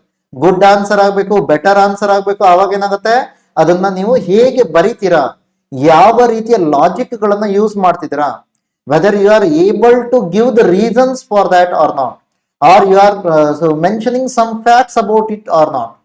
ಸೊ ಈ ತರದೆಲ್ಲ ನೋಡ್ತೀವಿ. ಓಕೆ, ಸೊ ಇವೆರಡು ನಿಮ್ಗೆ ಬೇಸಿಕ್, ಸೆಂಟೆನ್ಸ್ ಫಾರ್ಮೇಶನ್ ಮತ್ತು ಫ್ಲೋ ಆಫ್ ದ ಆನ್ಸರ್, ಇದೆರಡು ಸರಿ ಇದ್ರೆ ಅವರೇಜ್ ಆನ್ಸರ್ ಬಂದ್ಬಿಡ್ತೀರಾ. ಅವರೇಜ್ ಆನ್ಸರ್ ಇಂದ ಗುಡ್ ಆನ್ಸರ್ ಮಾಡ್ಕೋಬೇಕು ಅಂದ್ರೆ ಅವಾಗ ಏನ್ ಮಾಡ್ಬೇಕಾಗತ್ತೆ, ಮತ್ತೆ ಮತ್ತೆ ಮತ್ತೆ ಪ್ರಾಕ್ಟೀಸ್ ಮಾಡ್ಬೇಕಾಗತ್ತೆ ಹೇಗೆ ಅದನ್ನ ಎಕ್ಸ್ಪ್ರೆಸ್ ಮಾಡೋದು, which way will be better. Okay, so ಆ ತರದೆಲ್ಲವನ್ನು ನೀವು ಎಕ್ಸ್ಪೆರಿಮೆಂಟ್ ಮಾಡ್ತಾ ಹೋಗ್ಬೇಕು. ನಿಮ್ಮ ಸ್ಟ್ರಾಂಗ್ ಝೋನ್ ಏನು, ನಿಮ್ಮ ಸ್ಟ್ರೆಂತ್ ಏನು, ನಿಮ್ಮ ವೀಕ್ನೆಸ್ ಏನು, ಅದನ್ನು ಕೂಡ ಅನಲೈಸ್ ಮಾಡ್ಕೋಬೇಕಾಗುತ್ತೆ. ಸೊ ಇವೆಲ್ಲ ನಿಮ್ಗೆ ಇದಕ್ಕೆ ಸಂಬಂಧಪಟ್ಟಾಗ. ಸೊ ಈಗ ಈ ಪ್ರಶ್ನೆಯನ್ನು ನೋಡೋಣ. Market economy, what is market economy, discuss the social consequences of market economy ಅಂತ ಕೇಳ್ತೀರಾ. ಸೊ ಈಗ ಇದರ ಒಳಗಡೆ ನೀವು ಏನಾದ್ರು ಅಬ್ಸರ್ವ್ ಮಾಡೋದಕ್ಕೋದ್ರೆ ಈ ಕ್ವಶನ್ ನ ಒಳಗಡೆ ಏನಿದೆ, ನಿಮ್ಗೆ ಇಂಟ್ರೊಡಕ್ಷನ್ಗೆ ಒಂದಿಷ್ಟು ಮಟೀರಿಯಲ್ ಅನ್ನ ಕೊಟ್ಟಿದ್ದಾರೆ. ಇಂಟ್ರೊಡಕ್ಷನ್ಗೆ ಏನ್ ಮಟೀರಿಯಲ್ ಕೊಟ್ಟಿದ್ದಾರೆ, what is market economy, if you define market economy is a particular economical system where the decision making power vested with private institutes ಅಂತ ಹೇಳ್ತೀರಾ. ಸೊ ಇಲ್ಲೇನಾಗಿದೆ, ಖಾಸಗಿಯವರ ಹತ್ರ ಆ ಒಂದು ಎಕಾನಮಿ ಅಥವಾ ಅರ್ಥವ್ಯವಸ್ಥೆಗೆ ಸಂಬಂಧಪಟ್ಟ ಹಾಗೆ ನಿರ್ಧಾರಗಳನ್ನು ತೆಗೆದುಕೊಳ್ಳುವಂತಹ ಒಂದು ಅಧಿಕಾರ ಖಾಸಗಿಯವರ ಹತ್ರ ಇದೆ ಅಂತ ಹೇಳ್ತಾರೆ. ಸೊ ಅದನ್ನು ನಾವೇನ್ ಕರಿತೀವಿ, ಮಾರುಕಟ್ಟೆ ಅರ್ಥವ್ಯವಸ್ಥೆ ಅಂತ ಕರಿತೀವಿ ಅಂತ. ಸೊ ಇದನ್ನ ನೀವು ಸಿಂಪಲ್ ಆಗಿ ಬರೆದ್ರೂ ಕೂಡ ನಿಮ್ಗೆ ಏನಾಗುತ್ತೆ, ಒಂದು 15 ವರ್ಡ್ ನ ಒಳಗಡೆ ಸೊ ಈ ಡೆಫಿನೇಷನ್ ಅನ್ನ ಬರೀಬಹುದು. ಆ ಕಾರಣಕ್ಕಾಗಿ ಒಂದು ಇಂಟ್ರೊಡಕ್ಷನ್ ಅದರಿಂದ ಆಯ್ತು. ಸೊ ನೆಕ್ಸ್ಟ್ ಏನ ಬರೀತೀರಾ, ಮಾರುಕಟ್ಟೆ ಆರ್ಥಿಕತೆಗೆ ಸಂಬಂಧಪಟ್ಟ ಹಾಗೆ ಅದರ ಸಾಮಾಜಿಕ ಪರಿಣಾಮಗಳನ್ನ ಚರ್ಚಿಸಿ ಅಂತ ಕರಿತಾರೆ. ಈಗ ಸಾಮಾಜಿಕ ಪರಿಣಾಮಗಳು ಅಂತಂದಾಗ ನಾವೇನ್ ನೋಡಿದ್ವಿ, ಮೊದಲನೇದಾಗಿ ಇಲ್ಲಿ ನಿಮ್ಗೆ ಏನಾಗುತ್ತೆ, ಕಾಸ್ಟ್ ಸಿಸ್ಟಮ್ ಆಗಿರ್ಬೋದು ಅಥವಾ ರಿಲಿಜಿಯಸ್ ಸಿಸ್ಟಮ್ ಆಗಿರ್ಬೋದು, ರಿಲಿಜನ್ ಅನ್ನುವಂಥ ಕಾನ್ಸೆಪ್ಟ್ ಆಗಿರ್ಬೋದು, ಇದೆಲ್ಲ ಏನಾಗುತ್ತೆ ನಿಧಾನವಾಗಿ ಕಡಿಮೆ ಆಗ್ತಾ ಹೋಗುತ್ತೆ, ಅಥವಾ ಇದನ್ನ ನಾವು ಅಷ್ಟು ಜಾಸ್ತಿಯಾಗಿ ತಲೆ ಕೆಡಿಸ್ಕೊಳ್ಳಲ್ಲ, ಅವುಗಳ ಅಂತರಗಳು ಕಡಿಮೆ ಆಗ್ತಾ ಹೋಗುತ್ತೆ. ಯಾಕೆ ಈ ತರ ಕಡಿಮೆ ಆಗುತ್ತೆ ಅಂತ ಕೇಳಿದಾಗ, ಇಲ್ಲಿ ಪ್ರಾಫಿಟ್ ಮೋಟಿವ್ ಆಗಿರೋದ್ರಿಂದಾಗಿ ಯಾರು ಚೆನ್ನಾಗಿ ಕೆಲಸ ಮಾಡ್ತಾರೋ ಅವ್ರಿಗೆ ಉದ್ಯೋಗ ಕೊಡ್ತಿರೋ ಹೊರತು ಯಾರು ನಮ್ಮ ಮನೆಯವರು, ನಮ್ಮ ಪರ್ಟಿಕ್ಯುಲರ್ ಅಂತ ಕುಟುಂಬದವರು, ಇವರಿಗೆ ಮಾತ್ರ ನಾವು ಏನ್ ಮಾಡೋದಕ್ಕೆ ಹೋಗಲ್ಲ, ಉದ್ಯೋಗ ಕೊಡೋದಕ್ಕೆ ಹೋಗಲ್ಲ. ಯಾರು ಚೆನ್ನಾಗಿ ಕೆಲಸ ಮಾಡ್ತಾರೋ ಅವ್ರಿಗೆ ಉದ್ಯೋಗ ಕೊಡ್ತೀವಿ. ಆ ಕಾರಣಕ್ಕಾಗಿ ಸೊ ಇದು ನಿಮ್ಗೆ ಏನಾಗುತ್ತೆ, ಕಾಸ್ಟ್ ಸಿಸ್ಟಮ್ ಅಥವಾ ರಿಲಿಜಿಯಸ್ ಸಿಸ್ಟಮ್ ನ ಸೊ ಒಂದು ಅಸಮಾನತೆ ಏನಿದೆ, ಅಂತರಗಳು, ಗ್ಯಾಪ್, ಅದು ಕಡಿಮೆ ಆಗ್ತಾ ಹೋಗೋದು ಅನ್ನುತ್ತೆ. ಸೊ ಅಪಾರ್ಟ್ ಫ್ರಮ್ ದಟ್, ಇವನ್ ನೀವೇನ್ ಹೇಳ್ಬೋದು, ಮಾರ್ಕೆಟ್ ಎಕನಾಮಿಯಲ್ಲಿ ಇವನ್ ಏನಾಗುತ್ತೆ, ವುಮೆನ್ ಎಕನಾಮಿಕ್ ಅಪಾರ್ಚುನಿಟೀಸ್, ಸೊ ಇದು ವುಮೆನ್ಗೆ ಕೂಡ ಸಿಗುತ್ತೆ. ಆ ಕಾರಣಕ್ಕೆ ಕೆಲವೊಂದು ಸಂದರ್ಭದಲ್ಲಿ ನಿಮ್ಗೆ ಏನ್ ನೋಡ್ತೀರಾ, ವುಮೆನ್ ಎಂಪವರ್ಮೆಂಟ್ಗೂ ಕೂಡ ಕಾರಣ ಆಗುವಂತ ಸಾಧ್ಯತೆಗಳು ಇರುತ್ತೆ. ವುಮೆನ್ ಎಂಪವರ್ಮೆಂಟ್ ಆಗುವಂತ ಸಾಧ್ಯತೆ ಇರುತ್ತೆ. ಕಲ್ಚರಲಿ ಒಂದಿಷ್ಟು ನಮ್ಗೆ ಏನಾಗ್ಬೋದು, ಸೊ ಕಲ್ಚರಲ್ ಟ್ರಾನ್ಸ್ಫಾರ್ಮೇಶನ್ ಆಗುತ್ತೆ ಅಂತ ಹೇಳ್ತಾರೆ, ಅಥವಾ ಟ್ರಾನ್ಸ್ಫರ್ಸ್ ಆಗುತ್ತೆ, ಕಲ್ಚರಲ್ ಟ್ರಾನ್ಸ್ಫರ್ಸ್ ಅಂತ. ಅಂದ್ರೆ ಏನಿರುತ್ತೆ, ಜಿಯೋಗ್ರಫಿಕಲ್ ರೀಜನ್, ಒಂದು ಪ್ರದೇಶವನ್ನ ಬಿಟ್ಟು ಮತ್ತೊಂದು ಪ್ರದೇಶಕ್ಕೆ ನೀವೇನ್ ಮಾಡ್ತೀರಾ, ವ್ಯಾಪಾರಕ್ಕಾಗಿ ಹೋಗ್ತೀರಾ. ಲೆಸೇಜ್ ಫೇರ್ ಅಂತ ಹೇಳಿ ಒಂದು ಟರ್ಮ್ ಅನ್ನ ಕೂಡ ಕೇಳಿದ್ವಿ. ಸೊ ಈ ತರ ನೀವು ಮಾಡ್ತಾ ಹೋಗೋದ್ರಿಂದಾಗಿ ನಿಮ್ಗೆ ಏನಾಗುತ್ತೆ, ಕಲ್ಚರ್ಲಿ ಸೊ ನಮ್ಮ ಒಂದು ಸಂಸ್ಕೃತಿ ಬೇರೆ ಯಾವುದೋ ಸಂಸ್ಕೃತಿಯ ಜೊತೆ ಇಲ್ಲಿ ಮುಖಾಮುಖಿ ಆಗತ್ತೆ. ಆವಾಗ ಅದರಿಂದ ಒಂದಿಷ್ಟು ಒಳ್ಳೆಯ ಅಂಶಗಳನ್ನು ತೆಗೆದುಕೊಳ್ಳುತ್ತೆ, ನಮ್ಮಲ್ಲಿರುವಂತಹ ಒಂದಿಷ್ಟು ಒಳ್ಳೆಯ ಅಂಶಗಳನ್ನ ಅವ್ರಿಗೆ ಕೊಡುತ್ತೆ. ಈ ತರ ನಿಮ್ಗೆ ಏನಾಗುತ್ತೆ, ಕಲ್ಚರ್ ಕೂಡ ಏನಾಗುತ್ತೆ, ರಿಚ್ ಆಗ್ತಾ ಹೋಗುತ್ತೆ. ಸೊ ಅದಲ್ಲದೆ ಓವರ್ ಆಲ್ ಇವನ್ ಎಕನಾಮಿಕ್ ಅಪಾರ್ಚುನಿಟೀಸ್ ಕೂಡ ನಿಮ್ಗೆ ಏನಾಗುತ್ತೆ, ಹೆಚ್ಚಾಗೋದನ್ನ ನೋಡ್ತೀರಾ. ಎಕನಾಮಿಕ್ ಅಪಾರ್ಚುನಿಟೀಸ್ ಇದು ಕೂಡ ಜಾಸ್ತಿ ಆಗುತ್ತೆ. ಇದನ್ನ ಯಾಕೆ ತಗೋತೀವಿ, ಇದು ಎಕನಾಮಿಕ್ ಅಪಾರ್ಚುನಿಟೀಸ್ ಜಾಸ್ತಿ ಆದ್ರೆ ಸ್ಟ್ಯಾಂಡರ್ಡ್ ಆಫ್ ಲಿವಿಂಗ್ ಕೂಡ ಜಾಸ್ತಿ ಆಗ್ತಾ ಹೋಗುತ್ತೆ. ಸೊ ಈ ತರದೆಲ್ಲವನ್ನ ನೀವೇನ್ ನೋಡ್ಬೋದು, ಮಾರುಕಟ್ಟೆ ಆರ್ಥಿಕತೆಯಿಂದ ಏನೇನು ಸಾಮಾಜಿಕ ಪರಿಣಾಮಗಳು ಉಂಟಾಗತ್ತೆ ಅನ್ನೋದನ್ನ ಸೊ ನೀವು ಡಿಟೇಲ್ ಆಗಿ ಎಕ್ಸ್ಪ್ಲೈನ್ ಮಾಡ್ಬೋದು. ಈಗ ಇದನ್ನ ಎಕ್ಸ್ಪ್ಲೈನ್ ಮಾಡಿದ್ರೆ ಅದು ನಿಮ್ಗೆ ಬಾಡಿ ಆಯ್ತು. ಲಾಸ್ಟ್ ಅಲ್ಲಿ ಕನ್ಕ್ಲೂಷನ್ ಬರಿಬೇಕಾದ್ರೆ ಏನ್ ಬರಿಬೋದು, ಸೊ ಮಾರುಕಟ್ಟೆ ಅರ್ಥವ್ಯವಸ್ಥೆಯಲ್ಲಿ ಇದೆಲ್ಲ ರೀತಿಯ ಅಡ್ವಾಂಟೇಜಸ್ ಇದೆ. ಒಂದಿಷ್ಟು ನಮ್ಗೆ ಏನಾಗುತ್ತೆ, ಸಾಮಾಜಿಕ ಅಸಮಾನತೆಗಳು ಕಡಿಮೆ ಆಗುತ್ತೆ ನಿಜ.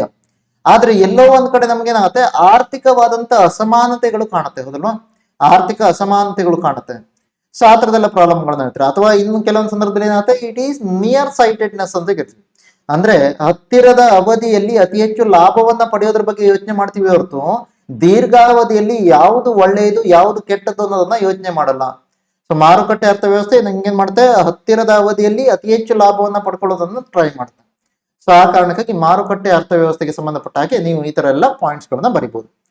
ಸೊ ಇದನ್ನ ಎಕ್ಸ್ಪ್ಲೈನ್ ಮಾಡೋದಕ್ಕಾದ್ರೆ ಇದಕ್ಕೆ ಆನ್ಸರ್ ಆಗುತ್ತೆ. ಮಾರುಕಟ್ಟೆ ಅರ್ಥವ್ಯವಸ್ಥೆ ಎಂದರೇನು, ಮಾರುಕಟ್ಟೆ ಆರ್ಥಿಕತೆಯ ಸಾಮಾಜಿಕ ಪರಿಣಾಮಗಳ ಬಗ್ಗೆ ಚರ್ಚಿಸಿ ಅಂತ. ಸೊ ಐ ಹೋಪ್ ಸ್ವಲ್ಪ ಮಟ್ಟಿಗೆ ಪಾಯಿಂಟ್ಸ್ ಗಳನ್ನ ಜನರೇಟ್ ಮಾಡೋದಕ್ಕೆ ಹೆಲ್ಪ್ ಮಾಡ್ತದೆ. ಓಕೆ, ಸೊ ನೆಕ್ಸ್ಟ್ ಈ ಕ್ವಶನ್ ಎಲ್ಲಿಂದ ತಗೊಂಡಿದೀವಿ ಅಂತ ಕೇಳಿದಾಗ UPSC ಅಲ್ಲಿ ಕೇಳಿರುವಂತ ಕ್ವಶನ್ ಇದು. ಸೊ UPSC ಅಲ್ಲಿ ಏನ್ ಕ್ವಶನ್ ಕೇಳಿದ್ರೆ ನೋಡಿ, normally countries shift from agriculture to industry and then later to services, but India shifted directly from agriculture to services.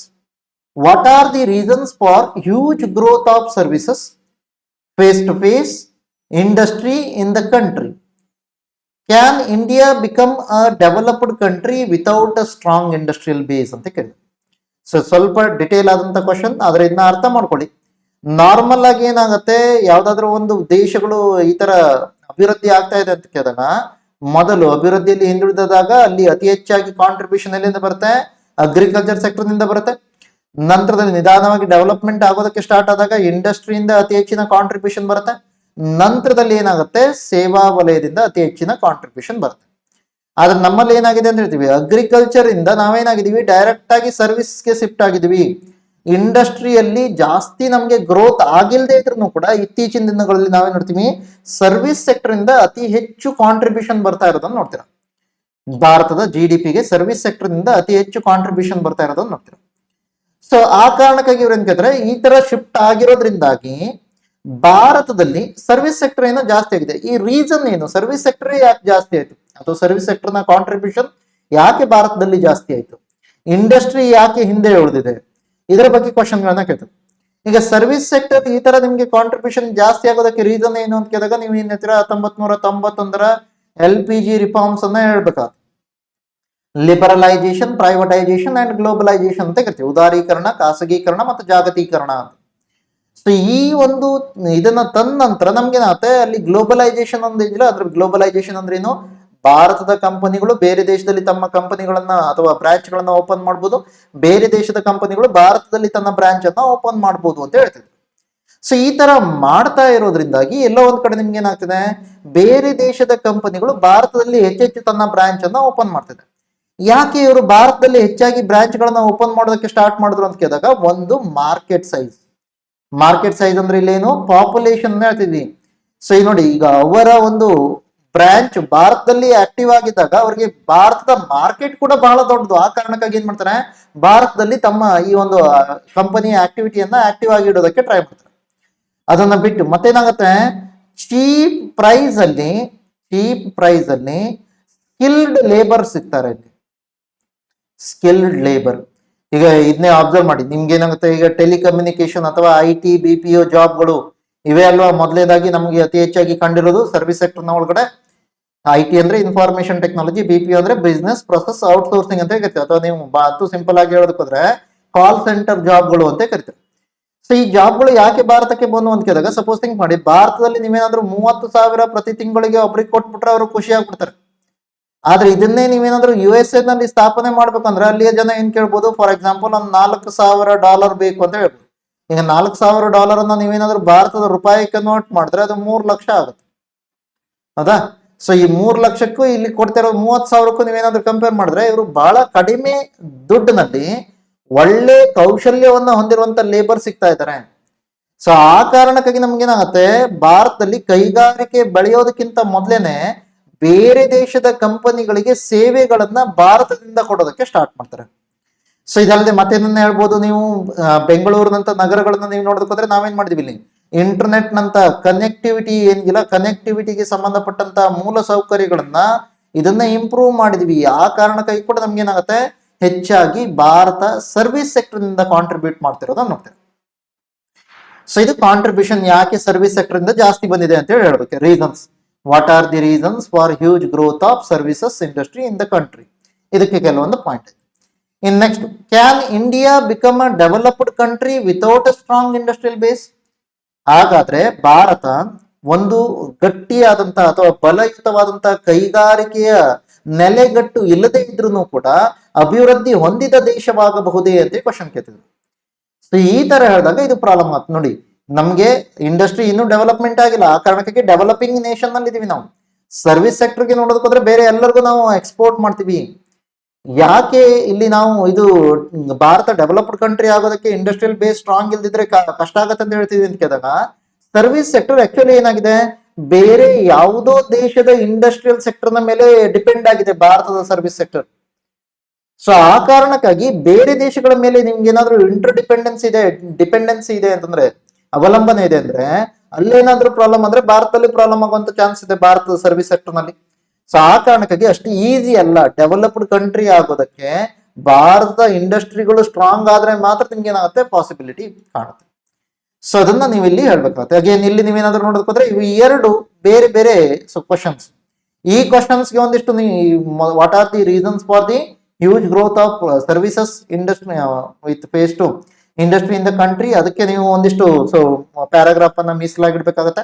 Normally ಇಲ್ಲಿ ಅರ್ಧ, can India become a developed country without a strong industrial base? So ಇದನ್ನ ನೀವು ಹೇಳಿದಾಗ ಇಲ್ಲಿ ನೀವು ಏನ್ ಮಾಡ್ಬೋದು, ನಿಮ್ಗೆ ಆಪ್ಷನ್ ಇದೆ, ಎಸ್ ಅಂತ ಕೂಡ ಹೇಳ್ಬೋದು, ನೋ ಅಂತ ಕೂಡ ಹೇಳ್ಬೋದು. ಓಕೆ, ಸೊ ಭಾರತ ಸ್ಟ್ರಾಂಗ್ ಆದಂತ ಇಂಡಸ್ಟ್ರಿಯಲ್ ಬೇಸ್ ಇಲ್ಲದೆ ಇದ್ರೂ ಕೂಡ ಅದೇನಾದ್ರೂ ಡೆವಲಪ್ಡ್ ಕಂಟ್ರಿ ಆಗತ್ತೆ ಅಂತ ಕೂಡ ನೀವು ಹೇಳ್ಬೋದು, ಇಲ್ಲ ಆಗೋದಕ್ಕೆ ಸಾಧ್ಯ ಇಲ್ಲ ಅಂತ ಕೂಡ ಹೇಳ್ಬೋದು. ಯಾವುದನ್ನ ನೀವು ಸಿಲೆಕ್ಟ್ ಮಾಡ್ತೀರೋ ಅದರ ಆಧಾರದ ಮೇಲೆ ನೀವೇನ್ ಮಾಡ್ಬೇಕಾಗತ್ತೆ, ರೀಸನ್ ಕೊಡ್ಬೇಕಾಗತ್ತೆ. ಹಾಗಾದ್ರೆ ಭಾರತದಲ್ಲಿ ಈ ತರ ಡೆವಲಪ್ಮೆಂಟ್ ಆಗತ್ತೆ ಇಂಡಸ್ಟ್ರಿ ಸ್ಟ್ರಾಂಗ್ ಇಲ್ದಿದ್ರು ಅಂತಂದಾಗ ಅವಾಗ ಏನು ರೀಸನ್ಸ್ ಅಂತ ಕೊಡ್ತೀರಾ. ಸೊ ಅದೇ ರೀತಿಯಲ್ಲಿ ಆಗಲ್ಲ ಅಂತಂದ್ರೆ ಏನು ರೀಸನ್ಸ್ ಕೊಡ್ತೀರಾ. ಸೊ ಇವುಗಳನ್ನ ನೀವು ಇಲ್ಲಿ ಹೇಳ್ಬೇಕಾಗುತ್ತೆ. ಯಾಕಂದ್ರೆ ಅದು ಸೊ ಇಲ್ಲಿ ಏನಿದೆ ಆಪ್ಷನ್ಸ್ ಅಥವಾ ಒಪಿನಿಯನ್ಗಳಿಗೆ ಓಪನ್ ಆಗಿರುವಂತ ಒಂದು ಕ್ವಶನ್ ಅದು. ಸೊ ಅದಕ್ಕಾಗಿ ನಿಮ್ಮ ಒಪಿನಿಯನ್ ಕೇಳ್ತಾರೆ. ನಿಮ್ಮ ಒಪಿನಿಯನ್ ಹೇಳಿದ್ರ ಜೊತೆಲಿ ನೀವೇನ್ ಮಾಡ್ಬೇಕು, ಅದನ್ನ ಸೊ ಅದಕ್ಕೆ ವಿಶ್ಲೇಷಣೆ ಮಾಡಬೇಕು, ಅನಾಲಿಸಿಸ್ ಮಾಡಬೇಕು, ಯಾಕೆ ಈ ತರ ಅಂತ. ಸೊ ಇದು ನಿಮ್ಗೆ ಸೊ ಈ ಒಂದು ಕ್ವಶನ್ಗೆ ಯಾವ ರೀತಿಯಲ್ಲಿ ಪಾಯಿಂಟ್ಸ್ ಅನ್ನ ಜನರೇಟ್ ಮಾಡ್ಬೋದು. ಸೊ ನೆಕ್ಸ್ಟ್ ಕ್ವಶನ್, ಇದು ಕೂಡ UPSC ಅಲ್ಲಿ ಕೇಳಿರುವಂತ ಪ್ರಶ್ನೆ. Capitalism has guided the world economy to unprecedented prosperity. However, it often encourages short-sightedness and contributes to wide disparities between the rich and the poor.